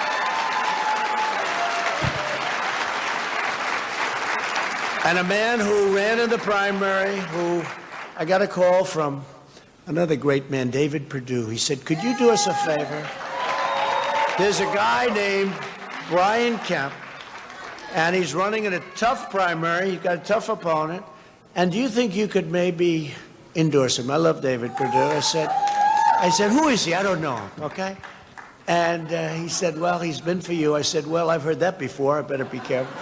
And we did a little, where's Brian? Where's Brian? Right over here, Brian. So we did a little research. And he was for me all the way. And I said, that's good. You know, the worst thing is when you're endorsing people that say bad things, right? He only said good. And I got to know him, and I got to know his wife, Marty, and I said, absolutely, and we endorsed him, and he won that primary so easily. He won so easily. And they're still trying to figure out what happened in the race. I've been watching. You know what? It wasn't that close. He won by, like, a lot, actually. You know, he didn't win by 15 votes. He won by a lot. How many votes was that? That was a lot. Well, we won't call it a landslide, but it wasn't very close, you know. How many votes was that, Brian? It was a lot. 51. To me, you know what that is? That's Yankee Stadium for a World Series. Oh. You know, people would say, oh, that was tight. I don't think, like I heard I won Michigan by 12,000. I said, that's an almost full Madison Square Garden, you know? Not quite full, but that's Yankee Stadium for the World Series. I think that's a lot. We look at it differently. But I do want to introduce also David Perdue, who is, he is really an incredible guy, and he loves everybody in this room. Where's David? David, please stand up. Is that right? Did you make that call? Well, you made that call. He made that call, and that was a good call, because your governor's doing a great job, and David's doing a great job, and I hope you can support David and Brian and all of them. They're incredible people. Thank you. Thank you. Thank you, David, for everything. Thanks also to Oklahoma's first black Speaker of the House, T.W. Shannon. Where's T.W.? Oh, I like that. I want to do that. Thank you, TW. Great reputation. Thank you very much. And a friend of mine who, my children, you know, they'll always be children. They may be a little older than children, but they're always my children. They love her, Lynn Patton. Lynn, thank you. Thank you. Thank you, Lynn. Thank you. And if you're a UFC fan, anybody like UFC? It's, I'll tell you what, that's right, Usman. He goes, Usman. He's, I know who he is. He's tough, that's who he is. Kamaru Usman, where is our champ? Come on, champ, get up. Man, oh man, oh man. What a fighter you are. I don't want to mess with him. I may weigh a couple of pounds more. Do you think I could take you to fight, champ? I don't think so. He goes, no. I think you're right, champ. But I watched a fight you had a couple of months ago, unbelievable, and talent, but right up here too, you know? It's a combination. The muscles are important, but you gotta have the other. You gotta have the, you know, he actually looks very good in the suit, but he's one of the few people who look better without a suit. There aren't too many of us, hey, there aren't too many of us that can say that, right? Right, men? The men in this audience, huh?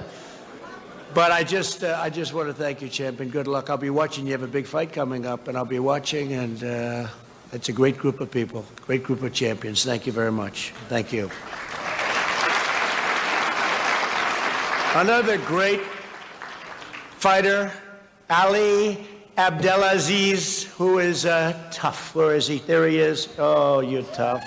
You're so tough, the two of you guys. I'd like to see you both fight, but there's a little weight difference, I guess, right? You probably think you could take him, right? But what is the difference in weight? What is it? 20? 10? I know. What is it, though? And how, were you a fighter at one time? And how good, you pretty good? Not good as him? Nobody else is either, so, you know, that's easy. Yeah, you were a good fighter. Also, Atlanta's top hip-hop producer, Polo, do you know, where is he? Where is he? The Don. You know, Don King used to call me the Don, right? He still does, actually. But you didn't get it from Don King, I know that, right? Nice to see you. Great to have you. Great to have you. Thank you very much. Do we have another UFC fighter here? Because I had heard yes, because I know we had somebody else go. I just don't want to skip it in case we do. I have a lot of respect for them. Anybody gets in a ring and does that and comes out winning, to me, I have a lot of respect. And when you become the champ, I want to tell you, it's that's a hell of a thing. That's what you live for, the belt, right? The money or the belt?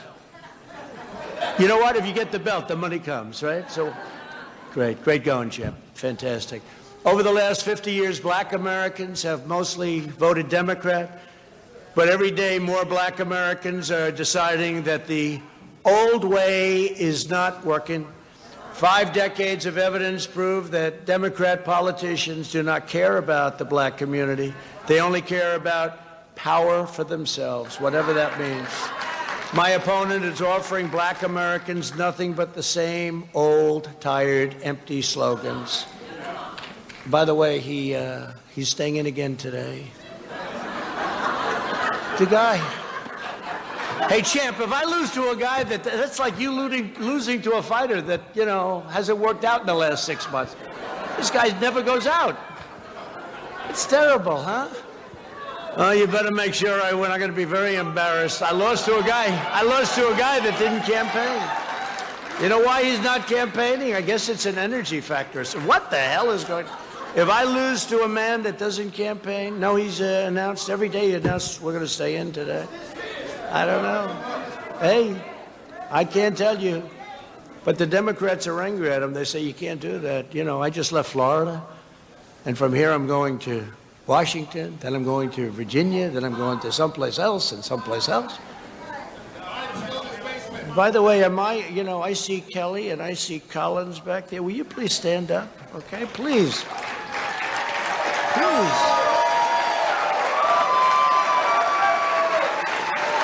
You know, those are two champions. So, you know, they had their names in there, but they took them out. You know why? Because they probably want to not mention them together. They're going to end up liking each other. You watch. And they're two great people. I'm not going to skip them over. They thought it would be diplomatic. That's not diplomatic. That's stupid, right? But I stand here to offer solutions. I want to congratulate you both, really fighting a good fight. I want to say that. Both of you, Doug, Kelly, really great. It's amazing. Well, I sort of like it. You know why? They're going to be in there fighting. Don't anybody get out. They're going to get, and everybody's going to come with them. And the only thing I know for sure, they're all going to vote for me, both of them. So, Brian, don't let them get out. Don't let anybody get out. Let them. That's going to be a fight. But everyone's going for both of them. Huh? Okay, it's going to be, hey, we don't have long to go either. We don't have long to go. November 3rd. I've spent the last 4 years reversing the horrible damage Joe Biden inflicted on the black community over 47 years. 47 years. He always says, oh, I should have done this. I said, you've been there for 47 years, you know? It's always great when they tell you what you should be doing and they haven't done it themselves. And, you know, it's not like it was 25 years ago that he left. He was there 3.5 years ago, right? So, you know, it's one of those things. No one in Washington politics today has done more to hurt black Americans than Joe Biden. It's true. For half a century, Joe's personally advocated or enacted virtually every policy that has caused pain and suffering in the black community. You know that. Joe Biden shipped millions of your best jobs overseas, hollowed out the black middle class, and with open borders, trapped children in failing government schools, sent young men to fight in endless wars. They just never end. They're coming back home. You see that. They're coming back home. Many are already back.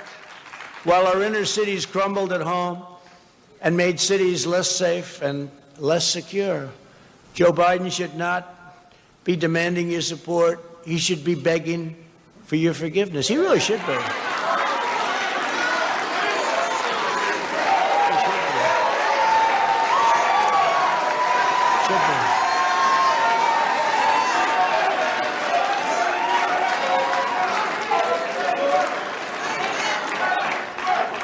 My opponent drafted the 1994 disaster, the 1994 crime bill, which caused unfair sentencing disparities that devastated black families. And I mean, just devastated. I have heard more about the 1994, and when we did criminal justice reform, it was largely about erasing that terrible act. That was his deal. I rolled back the unfair provisions of the 1994 Biden crime bill, and I signed it into groundbreaking criminal justice reform, which people are so happy about.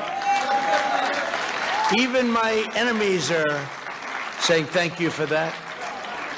Today, we're glad to be joined by the first person to be released under the First Step Act, who I was honored to have as my guest at the State of the Union, a really wonderful man, Matthew Charles. Where's Matthew? Where's Matthew? Where's Matthew? What a good man. What a smile. I looked at that smile from the podium downstairs. I was surrounded by all those killer politicians. And I looked at Matthew, who's the nicest looking guy in the house. Thank you, Matthew. You're doing well, Matthew, right? That's great, Matthew. You deserve what you got. You deserve it. Biden supported the twin disasters of NAFTA and China's entry into the World Trade Organization, which eliminated 1 in 4 manufacturing jobs held by black Americans. You know that. Joe Biden's globalist agenda closed down factories in Baltimore and sent them. Just see what happened. All these factories, all these jobs, all these factories, sent them to Beijing. He shuttered the plants in Michigan, and he sent them to Mexico. I replaced NAFTA, one of the worst trade deals, one of the worst, stupidest deals I've ever seen in my life, with the new U.S.-Mexico-Canada agreement, creating hundreds of thousands of new jobs. That was one they said could not be done, David, right? They said it couldn't be done. David Perdue, they said that one couldn't be done, right, David? And we got it done in pretty quick time, too. To revitalize neglected communities, we created nearly 9,000 opportunity zones with Tim Scott, South Carolina. You know Tim Scott. Tim Scott is great. Senator Tim Scott from South Carolina came to my office, came to the Oval Office, and he had this idea, and I said, that sounds good. And we got it done, and people were surprised that we could even get it done, and it has turned out to be incredible. $75 billion of investment have poured into these neighborhoods, which will create an estimated 500,000 jobs and lift 1 million Americans out of poverty. When the China virus struck, we raced to ensure that Black Americans had the medical care and the financial support that they needed. Through the Paycheck Protection Program, which was a big deal, we helped save over 200,000 Black-owned small businesses. A lot of small businesses. It's incredible. The Black community has tremendous talent in terms of those businesses and small businesses. We saved at least 200,000 of them. As we continue to battle the virus, my administration is sheltering those at highest risk while rapidly developing treatments, and the vaccine is coming very quickly. I see where a couple of the Democrats don't want to have the vaccine because they say, well, we don't want it because we think Trump is pushing it too fast. Well, that's the reason we're going to have it. This would have taken years to get. We're years ahead of schedule, and this would have been 2-3 years by Democrats. But now they're very concerned because they're afraid it's happening too fast, and that means we're going to get credit. I don't want credit. We want to save lives. That's what it's. We will crush the virus. Our opponents will crush the Black middle class. That's what they've been doing, and they've been doing it for a long time, for too long. They will deliver a crippling shutdown and a very steep depression. If he gets elected, this guy, okay, you will have the greatest depression that this country has ever seen. And that includes a pretty big one in 1929. Hello, how are you? You great. I love her dress. That's great. Thank you for being here. I didn't know you were going to be here. Thank you very much. Nearly 1.3 million African Americans have gotten jobs in the last 4 months alone. And next year we will be, I think it'll be the greatest year, economically the greatest year in the history of our country. And that's good for everybody. That's good for everybody, right? Especially for these young geniuses, these young political geniuses that are coming along. But I think we're going to have the greatest year in the history of our country economically. And I think our third quarter, which happens to be, it's going to be announced 2 days before, the numbers come out 2 days before the election, right at the beginning of November. And I'll say it now. These people, all those people up there, they'll hold me to it. They won't give me credit if I was right. But if I was wrong, it'll be headlines. We have breaking news. Trump said wrong. But I think we're going to have a tremendous third quarter. After years of rebuilding other countries, we're finally rebuilding our country. The path to the American dream has always been education. Republicans believe that school choice is the civil rights issue of our time. And Joe Biden isn't allowed to go there because of the radical left. He's controlled by the radical left totally. He's exhausted. But Biden's promised a ban on charter schools and to oppose school choice. Joe Biden is willing to spend billions and billions upon resettling refugees from all around the world, but he won't spend one penny providing school choice to Black children in America, which is interesting. Hey everyone. During their first year in office, President Obama and VP Biden cut funding for historically Black colleges and universities. I've increased HBCU funding, and I made it permanent. Just a quick story. So what was happening is I'd be there the first year. I saw these probably 42 people came up, and they were the heads of individual colleges, historically Black colleges, universities, and they were the heads. And I'd see them. I said, hello, how you doing? They were nice people. And we took a picture in the White House. We do that. A lot of presidents don't believe anyone should ever enter the Oval Office, but then with me, I say, come on in. But we took a picture. Then the next year they were there again, and I said, right, we know the story, my friend. We know the story. They were there, and I said, oh, what are you doing back here? They said, we're here because we need money again. I said, what do you mean again? And I forgot about it. I said, all right, well, what is, and they got it. And then the third year, David, they came in again, right? And I said, what is this? What are you guys here for? I mean, you're great people, but why? Well, we don't have any funding. They don't have permanent funding. So they could be shut out if they had the wrong president. You know, honestly, you could have the wrong president and you wouldn't get 10 cents. They wouldn't give you anything. And I said, that's terrible. So you come up here do you like doing it? No. And the one gentleman looked at me and said, we feel like beggars. That was a hell of a statement. You know, I said, I understand that. And I said, we can't let this happen. So we worked on it. David Perdue, all of us worked on it. Kelly worked on it. We all worked on it. And frankly, and I have to say, you know, it had to go through the House. And where's Doug? Doug worked on it. Right, Doug? You remember that. That was a hard thing. It wasn't easy. There were people that didn't want to do it. And we got it passed. We got more money than they asked for. I said, you're going to need more. I'm in the real estate business. I said, you always need more. Whatever you think you need more. But we got more money than they asked for, and we got it for a period of 10 years, right? So I said, the only bad, we signed it together, about 42 people. We signed it together. I said, the only bad thing is that I like you people. I won't see you anymore. I won't see you for another 10 years. Let's see, will we be president in 10 years? Only if we add a couple of terms in. Oh, now we have a story. There's your breaking news. I told you he's a dictator. We've been saying he will not give up power. Under no circumstances will he give up power. He intends to serve at least 2 more terms. Oh, that's the big story. You know, you can't joke, because if you joke, they take it away. You know, a lot of times with a little sarcasm in your joke, but you're being serious, and then you start laughing afterwards. But they always cut it before the laugh. They cut it so that they think he's serious. He wants 12 more years. They start shouting now, 12 more years.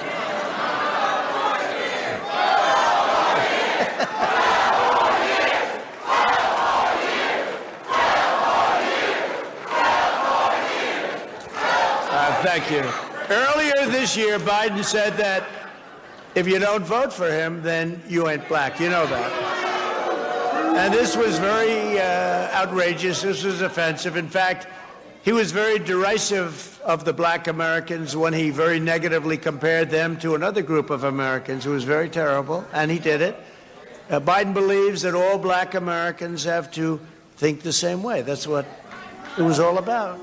Today's Democrat Party is run by, he doesn't know black Americans like I do.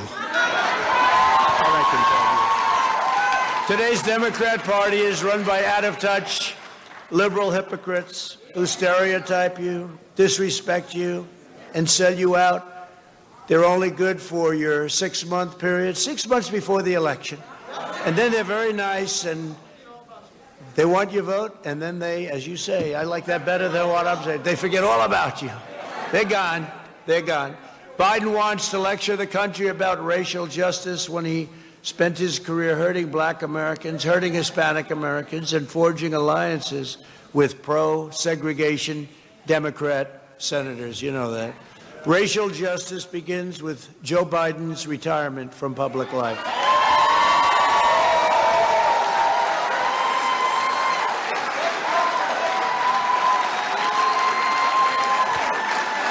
So today I'm urging black Americans to walk away from the corrupt, hateful, divisive, and very extreme, and they are going crazy, Democrat Party. On no issue has the Democrat Party more totally failed the black community than public safety. Democrats have run America's inner cities at every level of government for 100 years and even more. Last year, 19 of the top 20 most dangerous cities in America were run by Democrats. The murder rate is higher in Baltimore than in Afghanistan, El Salvador, or Honduras, right?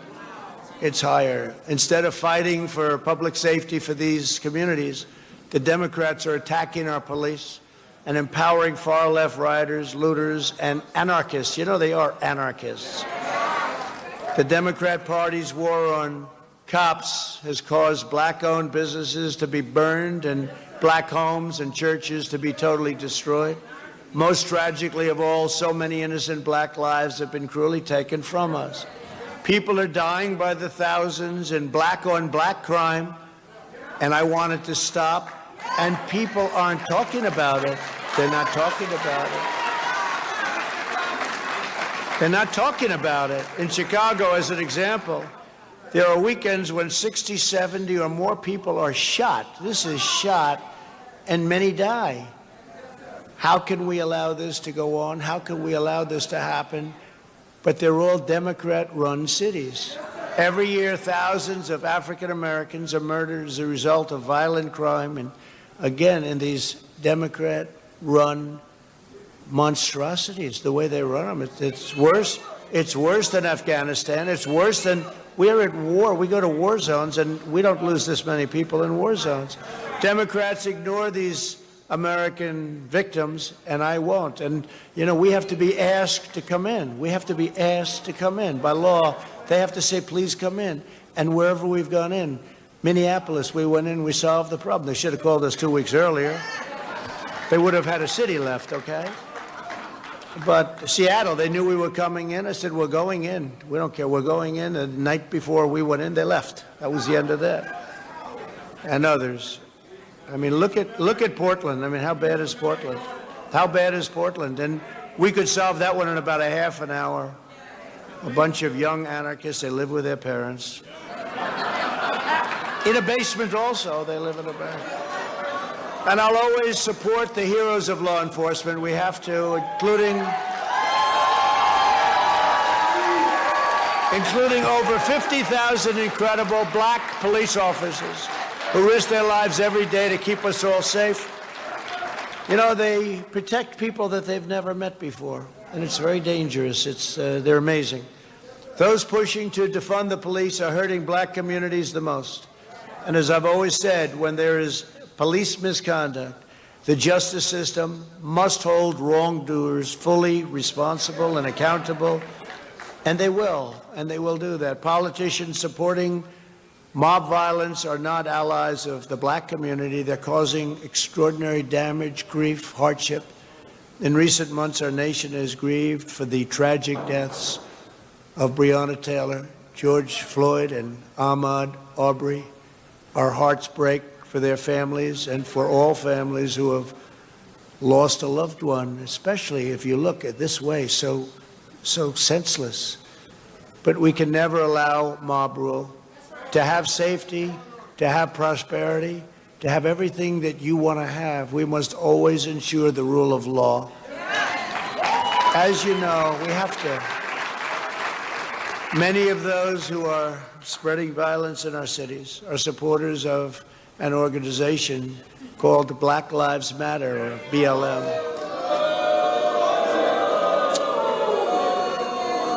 It's really hurting the black community. It's hurting the black community. This is an unusual name for an organization whose ideology and tactics are right now destroying many black lives, and whose first phrase was, you remember this, pigs in a blanket, fry them like bacon, referring to our police. That's referring to our police. The stated goal of BLM organization people is to achieve the destruction of the nuclear family, abolish the police, abolish prisons, abolish border security, abolish capitalism, and abolish school choice. That's what their stated goals are. This is not the agenda of the black community. This is the agenda of an extreme socialist, or worse. You know what the other word is. Yeah, Marxist, communist, communist. But this is the extreme socialist left. But beyond that, in my opinion. That's why the founders of the organization call themselves trained Marxists. And yet we have major corporations, out of weakness or fear or whatever reason, donating hundreds of millions of dollars to them. These are fools. These are fools.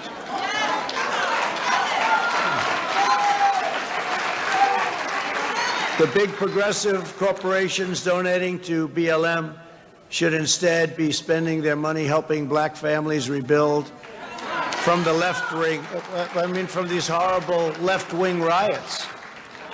Wealthy, liberal hypocrites want to defund the police in our inner cities while living behind walled compounds. They're walled compounds. It's you got to see the way some of these people live. They live pretty well. You know, the funny thing is that if anything ever happened, they'd be the first to go. You know that, right? Let's go get these people. They're fools. They want to get rid of school choice for black children while sending their own children to the best private schools in the land. They want to open borders, and that's what they want. They want open borders for you, but security for themselves. They want top security, but let's open up the borders. Let's let everybody pour into our country so that you won't have jobs left. You won't have anything left. You won't have, and it's a tremendous public health crisis. You know, we built now over 330 miles of wall, and it will be finished soon. And our numbers on the border are now the best they've been in decades, and it's incredible what's happened. The wall has been incredible. 330 miles, David, that's pretty good. A long way, considering we had a party that didn't want to let us build the wall. You know, they wanted the wall 10 years ago. They really wanted the wall. And as soon as I wanted it, they didn't want it. And I said it last night. We had a tremendous rally last night with probably 35,000 people. I said it last night. I said, I made a mistake. I should have said, we will not build a wall. And we would have had funding in about 15 minutes. Instead, I had to win 6 different lawsuits. This was not easy. Crazy Nancy. She's crazy. And you know, do you notice how quiet it is now? Now it's 330 miles. It'll be built first. It'll be completed. We're doing 10 miles a day on average. Think of this. I don't hear any more about the wall. They don't want to talk about the wall anymore. But the numbers are great. Republicans will always uphold equal justice under the law. We will defend the civil rights of every single American, and we will defend our God-given freedoms, including religious liberty.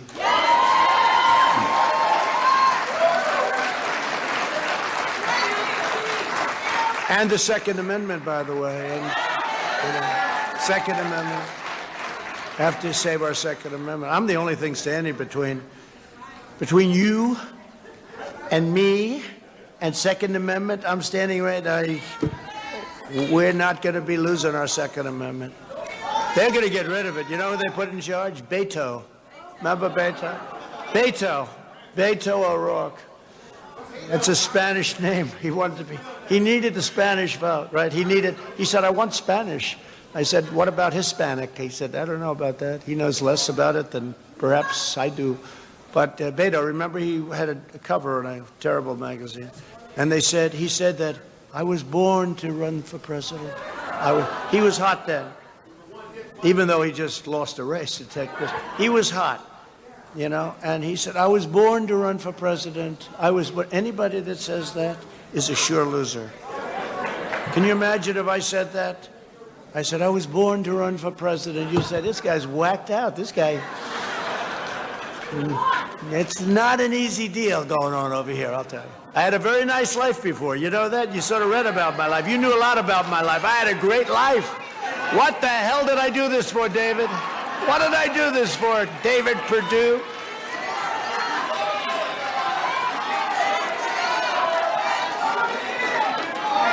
No, I enjoy it. You know why I enjoy it? I love it. Oh, by the way, did you see they just caught the FBI? Did you see the text messages? Oh, it's brutal. One of the guys said, listen, this is really illegal. I want insurance. They bought insurance for these people because they thought they were going to be locked up. We got it. Now they're going crazy. This is the hottest thing right now on the internet, all over the place. Boy, oh boy. They've been looking at me. So essentially then, it was the exact opposite. Okay, and you see Biden's son? He got 3.5. Hunter. Where's Hunter? Remember? Where's Hunter? You know what I do? I call him Where's Hunter? That's his name. Where's Hunter? We made a T-shirt. I was making a speech. I said, where's Hunter? Where is he? I'm looking at this. I was kidding. I said, where's Hunter? The next day it was the biggest selling T-shirt in the history of Where's Hunter? No, Hunter got a check from the wife of the mayor of Moscow for $3.5 million. Would anybody accept whatever he was supposed to do for $3.5 million? There's no job that I can think of. 3.5 million. Now, before Biden became vice president, right, he got nothing. He had no money, no nothing, got thrown out of the military. He got thrown out. He had no job. Now he's getting checks for $3.5 million from the mayor, the ex-mayor, very substantial person, by the way, of Moscow.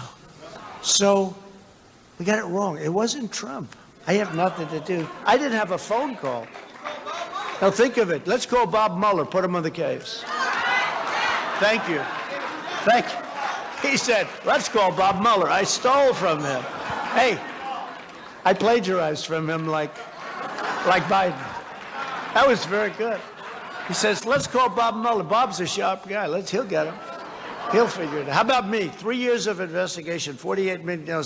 They find nothing. A friend of mine, very smart in New York, said, very smart, he said, you must be the most honest person in the world. When 19 geniuses, bad people, but geniuses, plus unlimited law enforcement, 49 FBI agents, 2.5 years, can't find anything, you got to be the cleanest person in the world. It's true. It's true. But it turned out to be the opposite story. It was them who was dealing with Russia. David, if you guys could start working on that when you get back. Doug, please, if you don't mind. You were so incredible to me, and if you don't mind, think of it. It was the exact opposite, Doug. He's trying to defend us. Please defend the president. Well, it turned out to be the opposite. They were the ones that were dealing with Russia. It was a disinformation campaign. Kelly, start working on that with David, please, okay? I think Monday morning would be okay. Well, we are appointing a Supreme Court justice for that.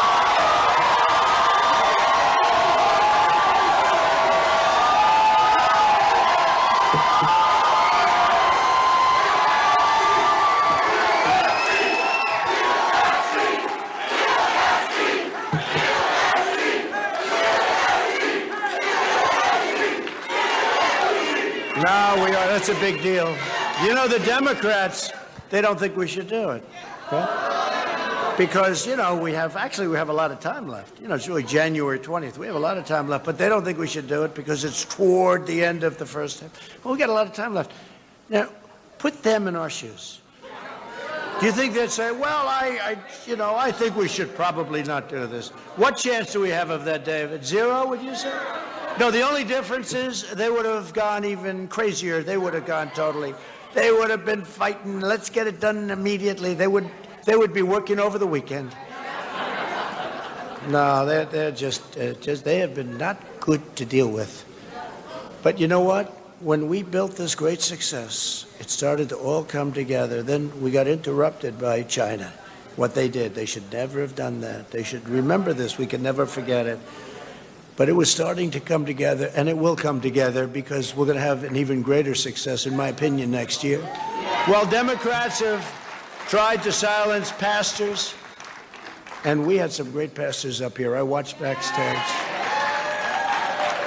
I watched those guys, and I said, I don't want to follow them.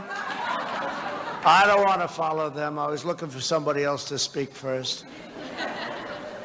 But they were great, weren't they? Really great? You know the truth, I could say they love you, they love the country. They at least like me, because you know what? If they didn't, they couldn't do what they just did. They did it from the heart, didn't they? Really? I watched that. I won't forget it either. I'm never going to forget it. I'm not forgetting. I don't forget things. Thank you. I don't forget things. Where are the pastors that got up? Where are they? Where are they? Where are those guys? Man, oh man. I'll never follow you again. At least we had Herschel in between, right? And Herschel didn't like it either. That was really great. Thank you both. Thank you all very much. That was beautiful. That was from the heart, and we appreciate it. We won't forget. We won't forget. I will fiercely defend the vital role of black churches in America. Okay? Joe Biden and the Democrats say that Black Lives Matter, but they do not protect the most vulnerable black lives of all unborn children. They support the unlimited abortion of black children right up until the 9th month of pregnancy. And if you look at this governor of Virginia beyond, I had not heard that, but if you look at the governor of Virginia, he said the baby is born, and then they start to talk. I said, wait a minute, that's not abortion. That's not abortion. You know what that is? No, it's I call it execution, really. You've seen that, right? I had not heard that. You hear late-term abortion. You never heard that. But the governor of Virginia, the one that thinks he's Michael Jackson, the one whose wife stopped him from trying to imitate Michael Jackson moonwalking. And one thing we know, he's not going to be Michael. There's nobody that can moonwalk like Michael. He got very lucky. That would have been the end if he would have done that. But the Democrats championed Planned Parenthood, an organization founded on racism that continues to target the black community. In the Republican Party, we believe in protecting all black lives, including the unborn. We believe that every child of every race, born and unborn, is made in the holy image of God. Republicans believe that all human life is sacred.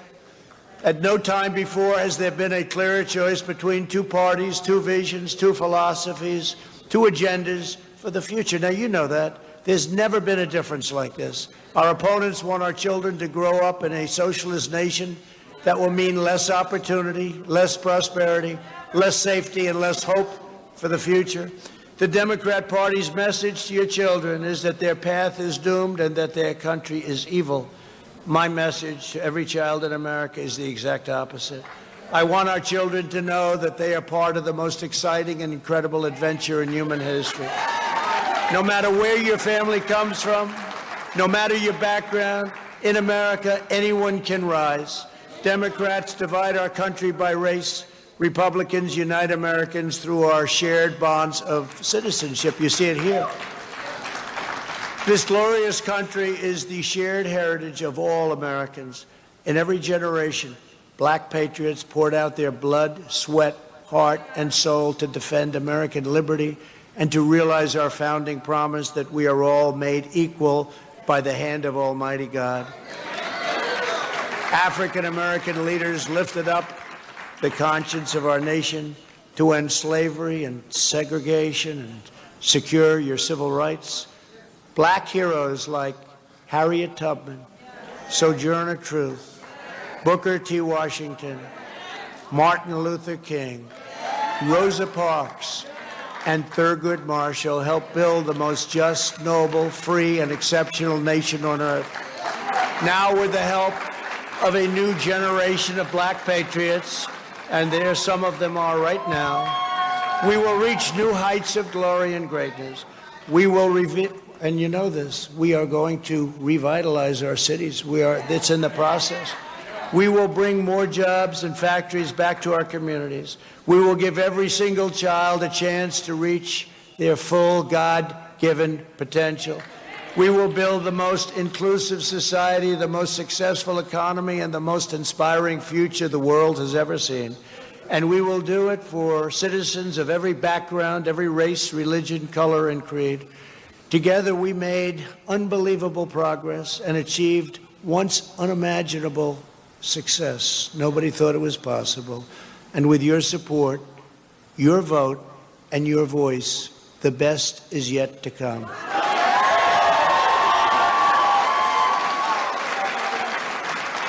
So this has been a great honor for me. I have a lot of friends in the audience, and I just want to thank you very much. God bless you. God bless America. God bless you all. Thank you. Thank you very much. Thank you.